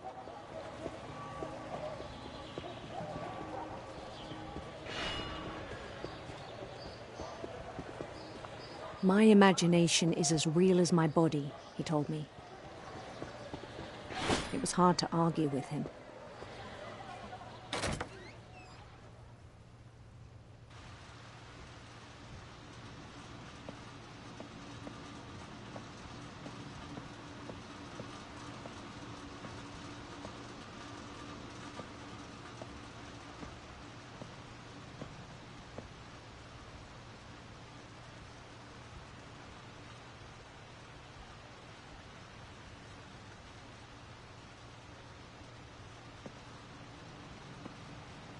He began to forget the world we know.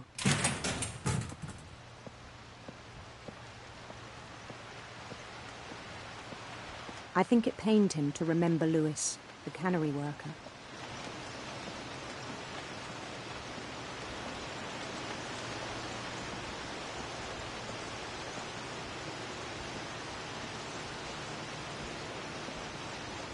He began to despise the man with a royal contempt.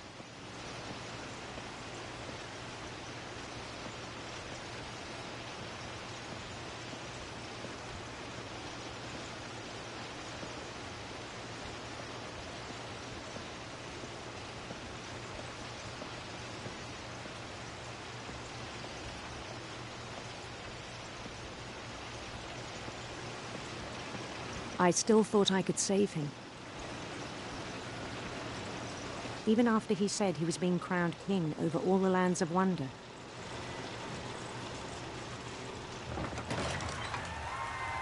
The palace would be packed with his companions.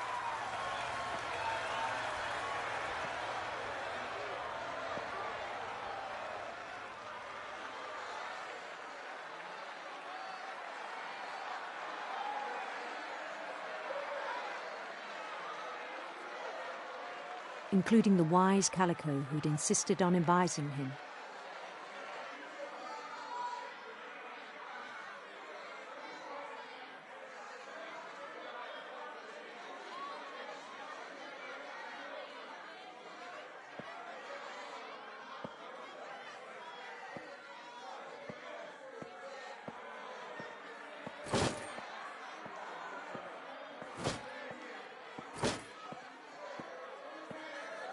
His prince waited, holding his crown.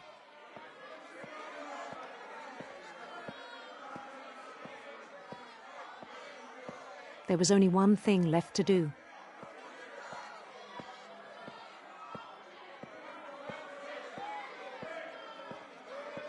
Bend down his head.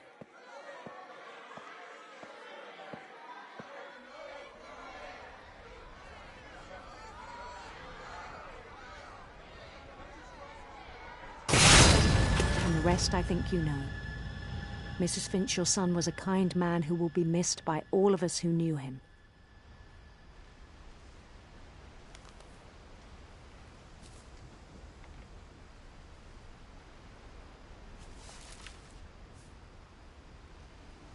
My brother was really cool. I wish you could have met him.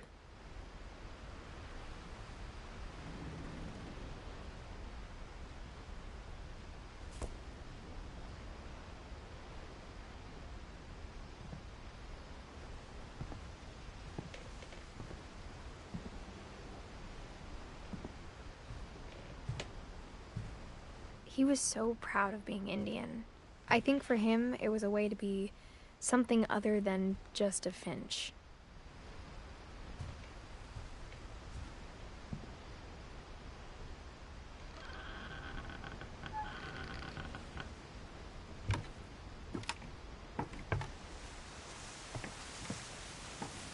On the way back from Lewis's funeral, my mom told me to start packing. She waited until the day before we left to tell Edie. I'm not sure if she wanted to make it easier or harder.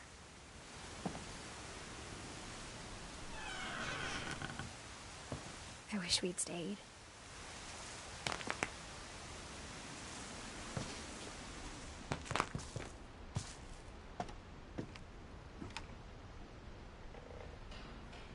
But I understand why we left.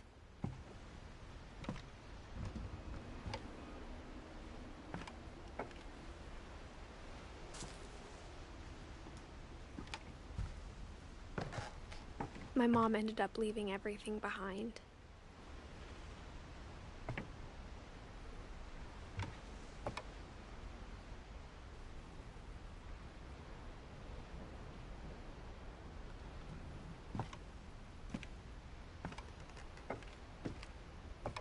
What happened that night had been coming for a long time. Maybe it should have come sooner.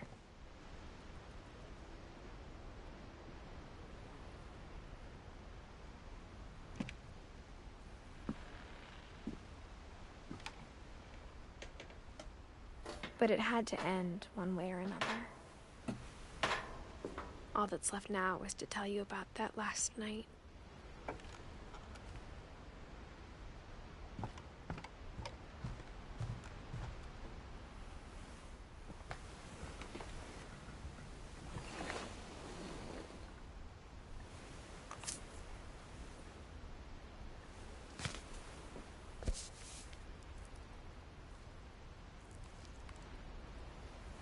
That whole last day, Edie just watched us pack and didn't say a word.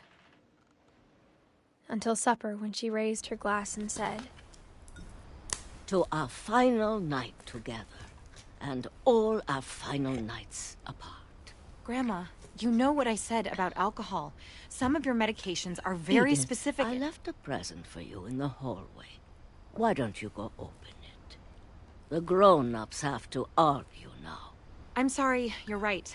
We're all leaving tomorrow. Let's just enjoy our last... I'm not leaving.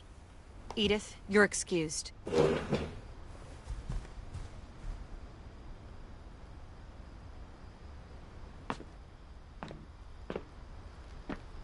The power had been shut off that morning, but Edie always had plenty of candles. When my mom sealed the library, I don't think she knew about the other entrance. Or that Edie had a key to it.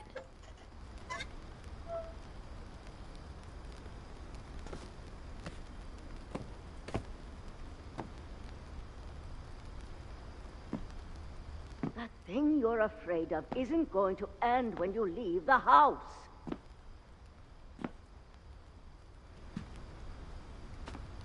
Edith has a right to know these stories. My children are dead because of your stories. I think it's best if Edith and I leave tonight.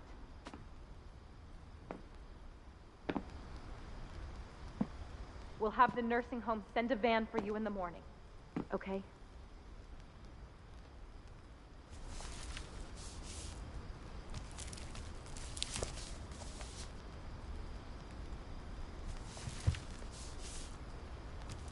Dear Edith, there's so many stories I wish I could tell you, but there's only time for one.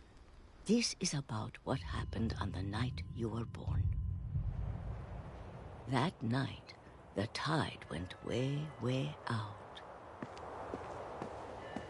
It was the first and last time I ever saw the old house aground. There'd been an earthquake out in the middle of the ocean.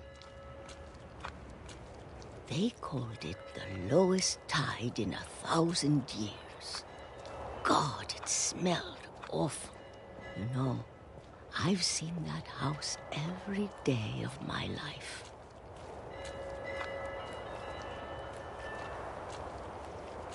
I never thought I'd go back to it.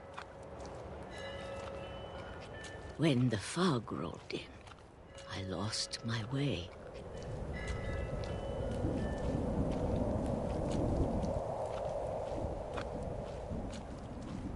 I got turned around.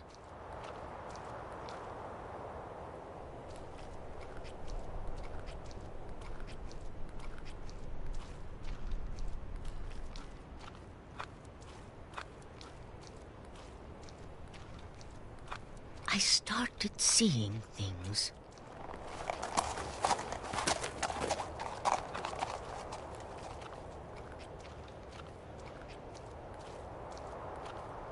Things I'd forgotten had ever existed.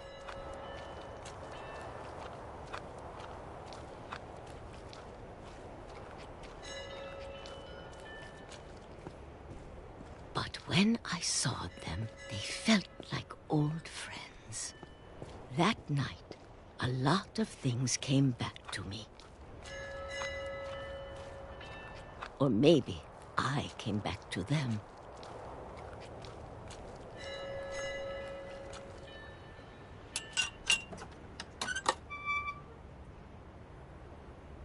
Things I can't explain, but that I need you to try and... Edith, what are you doing in here? It's mine. Edith! Mom, you're gonna rip it! Let go! I kicked and screamed, but Mom dragged me to the car. I never saw Great-Grandma Edie again. The next morning, the van came to pick her up, but she was already gone. After that, we moved around a lot.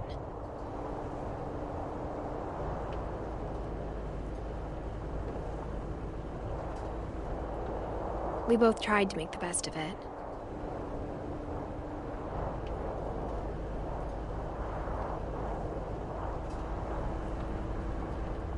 A few years went by.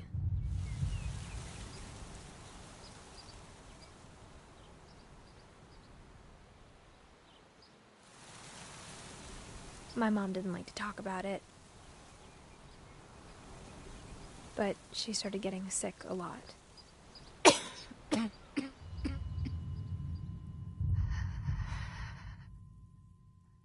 She got better for a while, and then she didn't. And then I was alone. The last Finch left alive.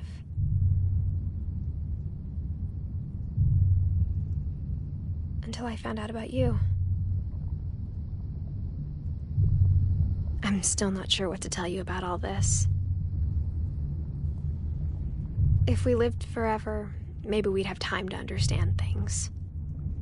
But as it is, I think the best we can do is try to open our eyes. And appreciate how strange and brief all of this is.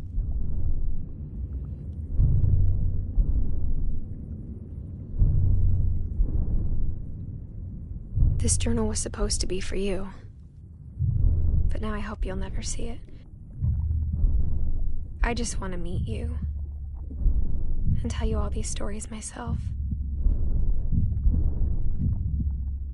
But I guess if you're reading this now, things didn't work out that way.